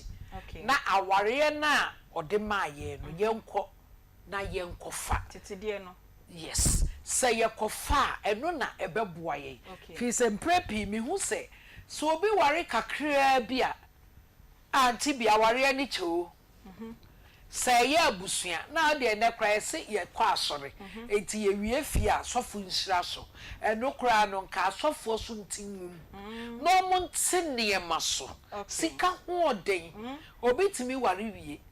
no wa yesa bodamfo nya aduane ni oja na aduane asofo no ye ne a o competition na e de ama ye ho no mi bi ye se mi so pese bi ye se at times sofo kasaiti tinam dia kodue okay se ye besre asofo no okay obo ne lifetime nyina ne kurukura kasa wonteje sofo to omo ni nipa omo ye nest okay on se omo ye awrade ensi anamu enti sa respect any suro no and dey no crab say dey kwa sofo frewa na wa ye boy yes sorry bi sofo ne kato wo se wo ye oba na obe ware na wo hye cut off ibia uduru wo be pam dey be ma wo fu hu ehwo ne anya mania enti odo na sorry dem ho no ware bi obe wa wo ye oba na e wo sensa ukata ono fu ho enti me ka de esi wasemi so also yeti yes ne kurukura off papa ka wonfa ma me ka wo ye hwan me ka say o si so okura no ne nsam edu eche ne maame ne papa wo mo wo no enti wo mo num asem no eye kuma bi ma no ba se sofo de anya bia sofo huhu mu ade enti woni nso ade se de kwa ya na ye dwe se sofo biye we obehu no ti okasa ye fa ti ye besre ewiase asofo na omo so nye mo no ewo wo ma sore maso dudu sister amaga na ye be fa ye ntoma pefra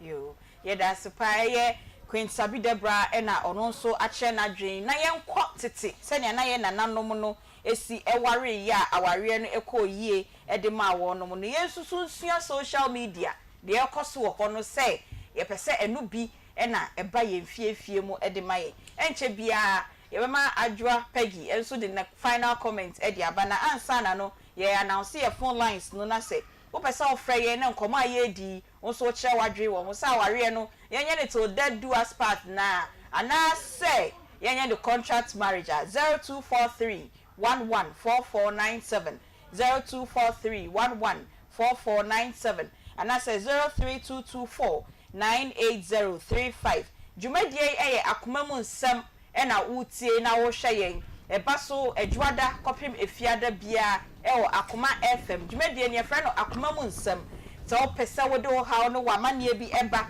na yedi hu nkomo ne esua de efri mu a me de maka me se ye de yense ya de ye ni yie enti wo hawo a fabre yen na yendi enkomo. Good afternoon Pacho Dini baby Akasefi. Good afternoon, your friend Kwame. International control. Kwame Pacho yetio. Come on, but the Papa, you know, I'm the other family. Not telephone, a phone, immediately. You say, yeah, the young lady, never phone. The call there, but the two contributions say, so yeah, Africa, Ghana, Senegal, no, my colleagues, nearly got to support 1981. Nearly got to super book. I'm going to say that. When I Ghana, for a house thing, I see the 20,000. It's 24 years ago. So, not so lastly. So, you the kite, being for the next thing that is something there. You give it in the second. Not for anything wrong. You have to say the welcome. If you are almost 7 years, the American money say,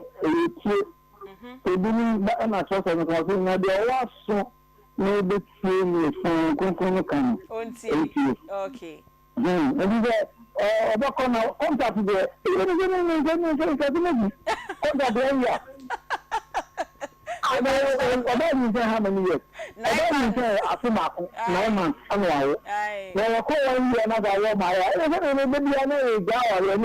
There's a contract near the Mboa. Yeah, that's the ministry. Our no, the same. So you know, can with your you say your home catastrophe media. Uncle Phil Kowal. Okay. No, just social media, a career, position, character. It's a here, so here, that's a hello, good afternoon.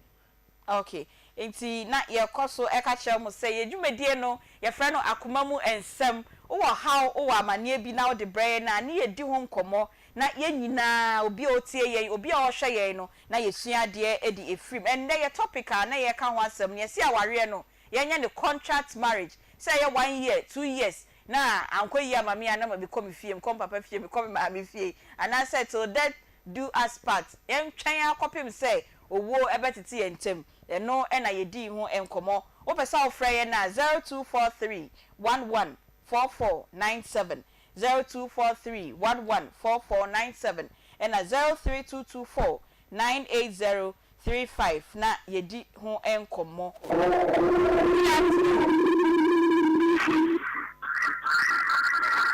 Hello, good afternoon. Good afternoon.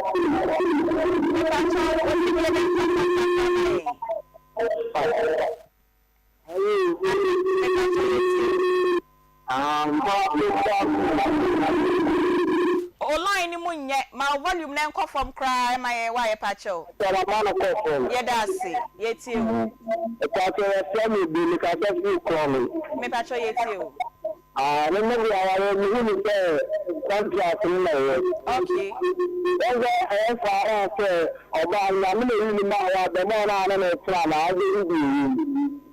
A man out of the tribune more contract and I do the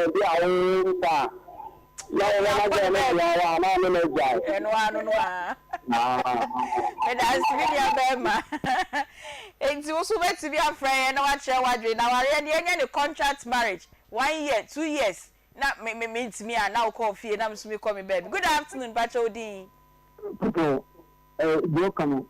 It's a qualifier, maybe same plan this year, every month for me.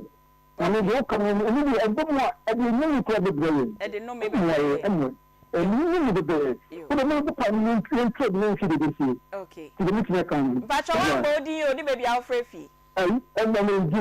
Okay. Who free fee? I told you, I told you, yeah, that's a Paminia Jima. Because I now wait here, Debia. Good afternoon, Udin. Okay, Obienya Emba, ye dear. Good afternoon. Good afternoon. If I told you, baby, I'll casefi. Good afternoon. I was saying I could look at the food inside. Okay, Isaac. It's a book. Our real minister for your contractor and what? Okay. To be fair, the home to say, a damn one. The contract to be another baby, man, the media now, people for another. And then I answer, but I have answered it here. And you know, I can't get the offer to work it. Okay. Okay. I want to know you. I say them, we are 20, and I will be here, but I don't know a flower. If you are, the family will not get to say, but I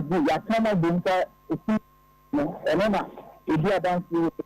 when you about the country, I'm about the non-second. So you know about answer. Then I told the piano and so not to see the and answer it. If you know, if you be a cat, there is yo, Pacho, yo,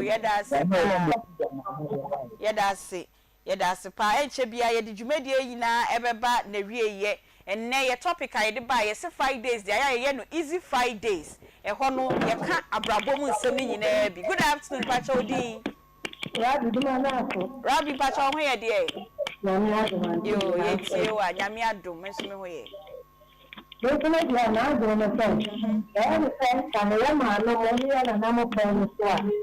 Nkadabwa. Okay. So you kwa ni dia kwa ndio meta ba bono. Na ba sema na na ndio. Nti ya ba kwa na mama ya maana mo dia no. Ebe ba ma wa dia gina pa. Yo. Kama. Yensu ye da se pa Rabi se wonso de wade hre eba ye. So mo se dwumadie no ye fra no Akoma mu nsem. Eba so ewo Akoma FM 87.9 Ejuada ekopim efiada bia ubetimi ahwe yen so ewo Onua TV so Onua TV de 2:30 ewo dwumadie foforo mu yenti na omeyie fre ona mmom Akoma FM de ye akopim se no miensa ebebo wo how bi wo ade bia wo pese wo de be ya adesua na enyina ye famu aba na wa frɛ yen ewo 0530 507 849 na anasa WhatsApp number enso 0246 766060 na oni yen edi nkomo na yen nyina yesua ade opesa ofre na oche adwen ewo ne nkomo a ye di eye aware contract marriage announce say till death do us part na wa frɛ enche bia ye di dwumadie ne beba na wie ye nya calls be mienu bia na ye di etwa to 0243 114497 0243 114497. Good afternoon. Me pacho udini baby awo kasefi. Me pacho yeti omi ni abema.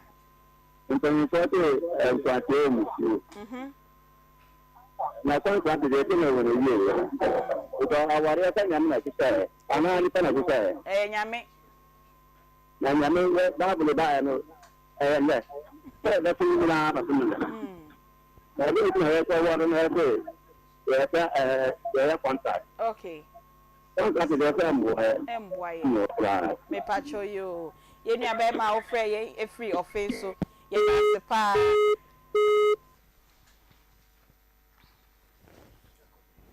Good afternoon, Pacho Dini baby awo kasefi. Me ya down so ka free faudi. Pacho yeti o. Awari die e ye wodono ntiasie. Enti se ye beko na ibe di kunkan se ye be le tishiri boy. Na se ni kunkan na se ntiasie di masa so ye tishiri wa ntiasie di. Enti awari die e ye wodono ntiasie. Enti tishiri awari na na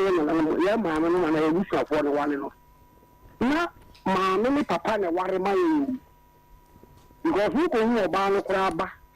Let a man, papa, Obama be seen, and ya, and I leave you, ma. Or my two cats say, Ariana Woko, and ya, and I crash and what. Because you say the same thing, I can't. And we are so again, maybe be a simmer, and we say, one. And Tiabus, I worry, and you are going to see it. It is all to mammy, so to papa, say, or and number our reality. And the two, and I'm saying, our reality, wɔn sa ka kyerɛ mo sɛ awale na mo wale no sɛ biribiara ba besima mo a mo fiesie mo adeɛ enti awale bi ka wa sɛ bi ɔmo mu nkura sɛ dɛm mo ma kontokwa ya we bu afu bɛɛ ma ne bɛtumi ada fam bɛɛ na awɔtwe ne ɔbaa ne da mpa so ne wɔ hɔ abɔ sɛ yɛasɔ no yɛ waba enti deɛ meyɛ fa kyɛ me yɛde baako so bɛba okay yɛdase paa yɛdase and last caller, good afternoon, Metro D. And council super. Patrol D, baby, I'll casefi. The patrol, you better not call me a Makuni. I do not feel original. Nigeria, the baby contract of the original, yeah, that's it too. You say, never, until the producer, I can see nothing. Yeah, we said the mission that the comments are only. Nigeria, and now I remember that could touch your COVID. Let me tell you. Maybe I can never know this, let's say. Contacting the bank, you're situated in the down. Because America says, there may be travel. Let's say, you to come from me, sir. Because, hey, someone's application, everything in every dashboard, this is another way, way, and another hill. It's actually, that is the practical for those of you. Because it's you. Now, and the police is up against the law. And the American said, about a crown of coin, no, it may catch you, maybe they can jump. Then maybe I may have no on funding on the Java. Remember to have a good you. Quite a phenomenon. Because I never said, how I know not, Bema. If you couldn't touch each other with COVID, without education. That's 7 years original. Nana Villa. Transfer and I saw me who need. Some no run account, dear, you know. I don't want to say another topic. I don't quite another topic. Are you quite? You pass here, you come with me HIV.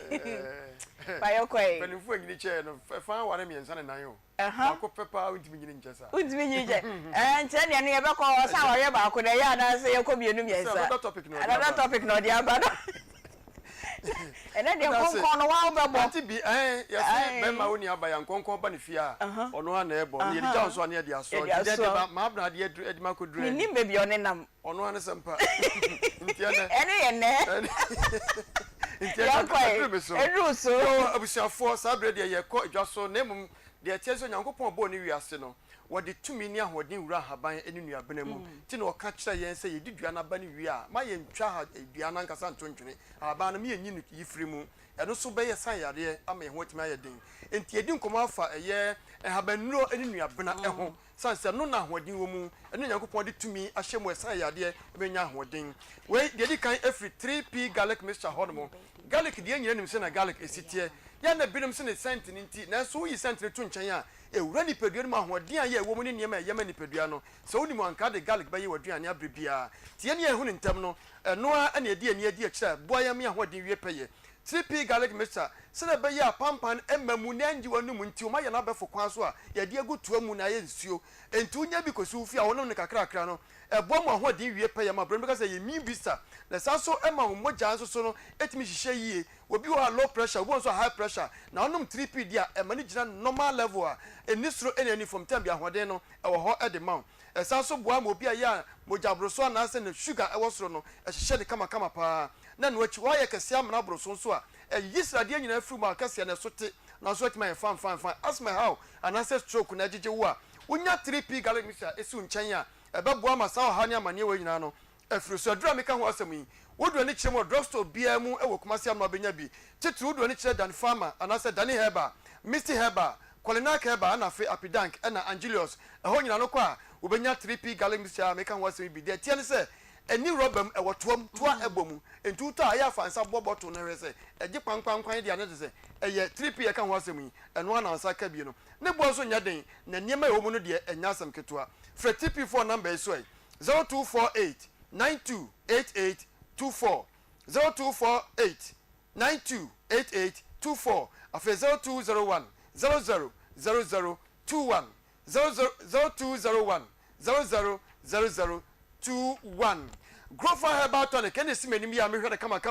If you are the Camille, so be a numbida. esan se ye hu adepa e wo mu nti ene ye ba hu dawrodi a kyerɛ sɛ ye nya adepa na wo so kokopa bi na mmoa wo na wo so ho de nwe pɛyɛ esan se wunti ne ye radio yi se ye ne so anya hoɔden ne a anigi amfanti a ye no kwa nti hoɔden wie pɛyɛ a ye so ye hotɔ ye pa wonya ye grofa herbal tonic ya ye nima hoɔden omuti ayi mama queen bɛka kyerɛ wo se wo no mo a ene ye gyae aduane na wodidi wia na oso nem woda fa de obesore no ne ho den una asa abrewa me say sani ahodi si woni mu no una asa de se woni mu abeka so wahia ma me pani me say ahodi e woni mu no ahodi e woni mu no na no me ne ko ba bi ho na o kire ma de bi na me say hey we ya kokra se me nyina mra bro so me ni young girl na nam girlfriend na yero sa no enti unya grofa na eboatam bia ho fefefefe da bia doctor kire say odi koko ye koko ina ye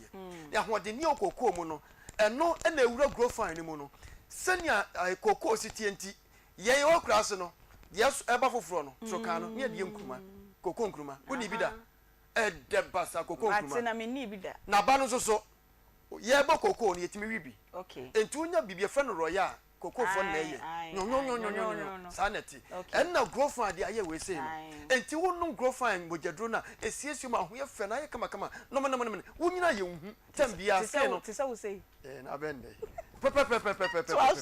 pacho bi ton ye heba drugs bia pharmacy shop bia do kwa so pe growfan na ba ton empo se wona mo mantama ya wote ka na pa growfan bojadro pe bi na nom ne bo nya den na be bo apa na so de frɛ doctor nankasa number ni 0244 596532 0244 596532 grow fine or say makes you grow fine agbozo herbal clinic nem jam no di nkomo eya yarsabia ye kokogya pomdin efiri hɔ no mo de atie ne sɛ ɔfa abɛfo kwan so na hwɛ ne nkɔfoɔ emfidi ho nya asam ketoa wɔde hwɛ ni padua ne mogya no hu ba bia yare ne fire na ama wadura bɛbɔ na tu yare na se na mfa ho ne yare bia ɛha wɔ wonya de duru agbozofo aso ya yare no ebefiri ni padua no nya fa ahodie sɛ typhoid na ɛha wɔ anase wo how ɛwɔ dwunso mu ɔba na bɛma wonya nam yare bia anaso sisi na etete wo a bomode na de fo ni kyerɛ mu ɛwɔ agbozo herbal clinic na bɛboa ama wa hoɔden awie pɛyɛ de ama na adwuma wo yɛ no asa akoto aso ayi ne skirt me aba nsɛm bɛma ya nkwamwa aya mre ahoɔden ni wonsuo ni mu adwuma de nka abɔ pa na nso adwuma abɔ no fa so ma so esan so free twin pre nyina obi anyem nhye woda wonne obai tena ye mfie bɛsɛ nwɔtwe mfie nkronie obai ne brampa hoda da bia wo maame no nkuma wo nua mma no edomuni esin so oba ne ngo enso bia na efiri wo ankasa me pa cha obema wo de bomodin na fo ne kire ya gbozofo aso ye empa warefo mmienu nyina mo nkombom no mo fa fidie nhwehwe mu ba bi efiri no ye betu ha na se na mo nkohia bia mu no sɛ ne nyankopɔn ɛyɛ babro we kankan a odifo no ka kyerɛ oba nsa afise sɛ omra bia mu no na odi oba ne nam hana sɛ ɔkae sa asɛm no ɔsɔfo eli ne ka kyerɛ no afise sɛ yɛmbra no na ado oba na eba me se wodi wani kyerɛ yɛ agbozofo aso yɛ afise sɛ yɛ ntena studio ankasa bia mu no na wo frɛ dia danse sɛ ɔkɔ agbozo no de nyame ayama woni ipatwa hwemo kyerɛ kwan kumase di kyɛm so ɛna omuwɔ ɛyɛ old insurance officer no ne nkwantare so pɛ no omuwɔ na ɔdo ani kyerɛ nkran so akwahyeman ɛna omuwɔ kumase number ne yɛ 0553 417752 0553417752 enkran number no say 0241 750282 0241750282 Posa eye Posa travel and tour Posa for and a boa ema wana epese tu kwan konkofo ama so koto abrabo so otimi kontentem so ade ba kwa ya ne se obi beka kire wo se metimi aboa na do ne beto so na behwe na nkwan kosi aga ya papa me se me ni Posa for ehia ye me nti bi da na me hu bi so da so ma ye obi adwuma na anko yie na mpo se anko yie a e bi na fiefo asom bi usika bia wa odi akowuram bia no ya sa do ade ahye nsem empeti boni nsem bia ko no obusanfo mo na se nyeti boni pa na de frifie dia omfo adwuma nko Posa for aso ye obra enko ye yie da se na etie bia kro bia beso okoso bia no obetimi akoduru akotena akoye adwuma womso mo ye nhema wo a se eye wo hotel akoda ene adwuma ba ye ne ade nyina mo san so bo e ma otimi ye nyina wo ha no mo tu koduro no ani nkoye wo ya nye so akoduru report ayi edidon konyum bi oboy obekwa abrochira nko bedu boso ani so kokko umba bia womfa Posa fo di wani mu a wo free play muso airport on ba bia wo fa essence ya nhye bibia ma kama wo mpe we na apade hen hwehwe mo kira kwan e wo Amenase house omone Matthias Junction and the dinhwe ni mu ewo Swami magazine asem na mekan first floor ha no mu wo anase kejeti first floor Babes Shopping Center Morocco adishimai honsu behu mu number no 0205 21545495 0205 215495 anase 0504 2536360 0504 256360 Currency Ventures men kan tro say nyankopon adom nimdie eni hurumu ode ma wo mu no o ma na anye waste wo mu dia ya depa ade ama ewiase wo mu dia ya depa ade ama man Ghana wo mu dia ya depa ama adasa sie mfa so nyanya mfa so wo mu di aye enura ye aye nim no de na no say abrantie de ode ba ye ase ho ne yefum ansu ye che enti de oba ho ntem na de ama ntem ba se na mkan so mfa mre me ene yefum adepa bi asa na tie se adepa na ton ne ho kan se phone no de enim se na sie enti eba ye so no soro so wonte ho asma me kan kiro wati no wabu asum nuya yi nuya ne firi wasum na tie ne ye ne kopa bi to na babo amu ahoden awie peye ade amaw ba bi eto bi duro bia do ne kiro obenya bi ukọ eye okanshi drug lane na bi ho no mo sanso na Heba pharmacy bia beko bia nso e Ghana ha kwa betimi anya bi na de tenso mu no Zahara see ka Zahara te ase papa no tell say hindi anya so gitu amode wo Zahara phone no de ka waso de akere wo e pa cho eboa ema ahotutio ene ahoyawo umpomu a otimi se wotene nto bo no da no osore ana ayediama no ono a ne bella oseti ye abo enso alarm no enso ntimi nsore no akampa no so unya Zahara phone no bi na ono no atam bi ahoden ye wodia osore na okro no sanso na eboa ma mema eyi pamu na mu eye ahomre firi ho no mo bema bo no oboka pa lumba nyimi wabre no hudie bebrebe nyina ntidi wotimi ye ni enye ne fort unya Zahara phone no bi boa be boa mo wotimi gina na se pime na wo bo adwuma wotimi wo bo adwuma nkasa enne sika ho de obra nyaska so ba gidi a ho so ye adwuma na fatoka men konko susuro no mfa yes our friend ko mabiu obeba no bajuska na edie unya Zahara phone no be boa mo sisu se pime no ye adwuma ma ho ye odin na bi atima ko eno achi yare bi atitu bi ehu na mu yare bi a no wo de mo de na hwe Zahara phone no bi akira kwan na be boa wo friend number 0246 348334 0246 348334 and that's 0248 569335 now fe Aunty Bea ye fi ani kire mu e wo powerful aso ye e de mo kwan so no fe yi ase odu ani kire mu aputo jam finfiri na Jezbo filling station in share ni mu ho eno mu wo ma mi hu no achem ni san ya che abaka ba no padia na ukono ma abasobo no waji ebobodan no sa wo hu di onfanye wo ya de pass eso abapa enti se wo tie na yare bi tete wa say hepatitis one man who say wo A ye wo B ye wo C ye wo D and na wo ni E ni de ka ho nyina na Zahara kan say ye power se men kan cho say hepatitis se na tie bi ata bia wanya bia de fabra mo bi hunahuna na honomo eduro e wo honomo na wo yo bia wo tie mi a wo ha e wo ye o liver ya wo brabo mu a because bi kura sade ba beta ho na etete wo ma mi betimi abo pa sciatica yare ye so to ase fa wonantu na osisi osirem onantini onatwetwon unutu na nkure ntu osebra ebinom timi kase yare bo no ani aduro unya age so ano ma mi be ka kire ose won de onso yare no mu tu ase sanse yamfa yare ango tienti madu ni padua mo so ese pamna no ko ni nyina habanduro ya mama me se me to so no ma sorry mama ye dua ya won munuro ye se nkwati aduro me ya ne haban na wura manya haban bia na betimi ati agidi wonim oni yesoma no enti fa yare kokodan mo kire kodan mu no mo hwe mo ani entu ase mfama ho fe years medical cho Lake Road aye Jezbo filling station hwe ni mo na be hu wo mu na ado ni kire nkran so aye kwabenya poku ase ACP main road ho no mu wo Takrade Anaji Estate omni Anaji MA Primary School ehwe ni mu bomodi en na de friend numbers am de ma we numbers no aye 0244 544 422 0244 544 422 and I say 0200 383831 0200 383831 enu de be just am fogu so moton den pebitai edua ya heba marames we malaria dro bra wodi wo no anyonyo aduani so nso ntimi nie no wonya dro ebetimi atuara ne se de amaw heba mixture so dro ebo ma nipadua no ohodin wie peye ede ma wo san so na jirika heba mixture woni ebodia na mrante na ni agire no bo ma mema ntimi da yie pa se kan na yi ate ase wonya ho ho woni mu ase tem de atimi siesie ho ma ho no bo aba so aya de san na tie san so na kofka heba mixture so ewadro obo wa ma kokoso nyina hyehyew wonya dro ye beboa ama wa no ase atu no nya fa ahodie na afia dua ya heba to ne kenso ye mogya dro kopa adre bi to na mu a now so fasa ho yade na bibia enya fine we Asanska University College of Design and Technology Asanska we ngumesua ho asam ne yeka na ngumesua keke ukopɛnim de no san so suansa no dwuma ade aka ho se ka design na wote ase se wotimi tena se di wani bu ahu sa de we obo hon ma o ma no material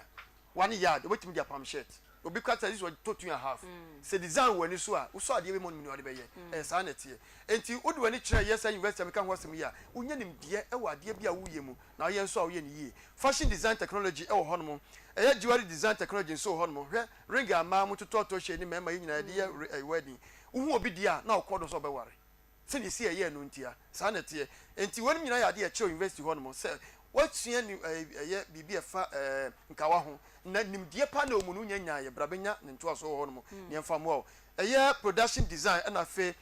entrepreneurship na fe digital media and communication design ni nyina no omu kire ho no a chese school no so bibia da fom boko opa admission a ne bonye den school fees ne bonye den na nimdi force na sa kire de o tu free ho no no nyamdie ma papa o de ba bontin bobode na frɛ number 0540124400 0540124400 yamfi ani chemo Dank Herbal Complex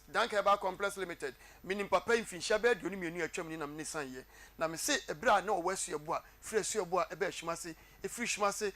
esa ba ahwimase ho adwunase kyase adwuma wa ye ne adanse ekoso na so ye no enye asam ketua ye ne enim no ye bondi ane asore wona enim no nti ne ye kasa ne ye ka kyo se fa yare koda Dank na obo atu ase amonya fa ahodie yare bi ha obi a Dank bebo a frɛ no number is 0266 593330 0266 593330 afi 0244 017556 0244 omochira kwan no ewo eye pachi number 2 omo any city life hybrid school no na ebo ho pe ukwa yare bi ha obia no obetu ase ama no nya fa ahodie covid atadua ya ni sam atadua ya ni sam utimi de yeti utimi de yampampa utimi de yekoko utimi di bibia so de ye bi ye kan necessary la dio hia se ewura wanum na ko wura wuriem na ko wura mujanum na ye adwuma ma wo ahode de ofa no kwa mema ne pepe mema na no na doctor akirem waso nya exam no o blend kwadu kakra na de exam ne fra o de fa atrikanum titi ne dini ha de wa hwe a unya nso de kwa na pito ni ma sha se peja me na me ka kire twa so ne e ko ate akobi me say am for hu ntem si o musi di no of a house be o security one no da bi am for the taxi ne ba beto na me ka kire wo be kira kwan wo de o kiri ba bia na unya bia bra koma fam ha no bi wo ha dudu be to bia so betimi aka tokosi wachi ne dini kakra ka na hode de o fa no kwa ana so wetin afra number 0200 777277 0200777277 and afe 0505 408862 0505 408862 and ya mami kan kira say eye Royal Homeopathic Clinic there ye ne anim ho no ye swan kofo some nkogya ya samra na meka ne omu kire ye mituwe mini adanse krumu da sanse Bible say ade wo kire no adanse krumu yankopon fa nche oda osira ban facha kura mfa timi dia adanse bia mehwe de minim no madi ho adanse Royal Homeopathic force men kan kire say yade bia titi wo bia yare be ha obia no wo de boboden na fabre wo makira kwan fa hwe makira kwan na bra no mu hwe nti asem fama wo pressure ande mo ntombo ase na wo se ma bra na akofa abeham kon nti ye ne kakra ka bia be fa wai me pa cho wonim se omu consultation e free hospital bi a doctor wo be hunu kura iso tueska we so ko doctor ni ma e free ye lab ma wa e free ye doctor so ahwe niam ha wo niam tete wo e free na no achi nso no ye massage nso a e free umpewe na apede ahin nti yare bi ha obi aboni efo ni kira ye Royal Homeopathic fo kira kwan na kwa hwe mu na omu a omu atimatim mani junction ho no mo a me say omu ye adwuma da bia sansa ya sabia nti ye ntum da bia omu ye adwuma na ukọ ho no so a senia uyare etie bia so no ubenya ya sa no dia be fie frɛ number 0242951005 0242951005 and answer 0204496212 ye chat to a good morning we a good afternoon so me say ginam aka say good morning esan say ayarsa no ho no mo a da bia ye mo no da bra bia on bia da no ye mo no ma nti da bia good morning sa hode no ho no ma no potimi so ma good morning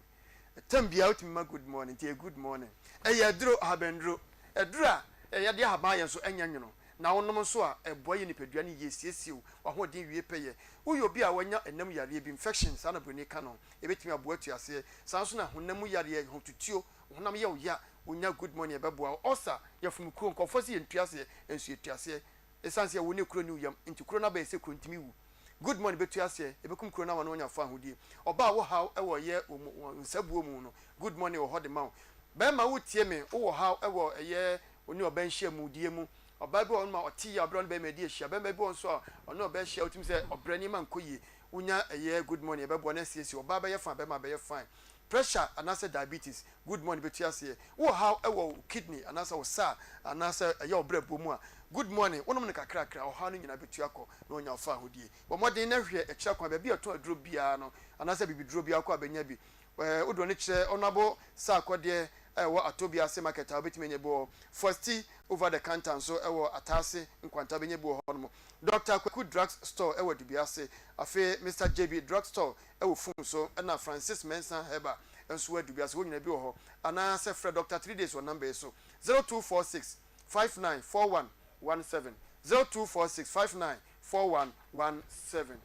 yo eha ena yede akoma mu nsam dwumadie no ebesi na ansa na yebekọ no yes response for mo fa nche ye ne ye nua ma abna odwane ye hu bebi a wode nam ena agbo ye so wode ma se ni timo fa nche ye na ye fa happy birthday shonkon Emma Inshaba Millicent aka Mami Ama Owotema Michelle Camp wey efri wadanfo ene wodofo Justice Opoku ose osre nyame enhira edemaw ena happy birthday de toso mienu so ede call ama Mr. Bafo Ajimandia oye branch manager Fidelity Bank Edum Main eho ena wudi ujuma wey efri we Rebecca ena enkra ni nyina omusi omuhraw na omusre nyame enkwatenten edemaw eha na yedi dwumadie no ebesi ona ehihye dwumadie no ma yedi brewo eye na Nabila Kantanka Madam Faustina Derry Spatus Kojosa akode omomode ko Facebook ene de keka ho nyina eye Beluchi ena nana yaw ene mrantie no enyina me a me betina edwom na me di dwumadie no ho chia me so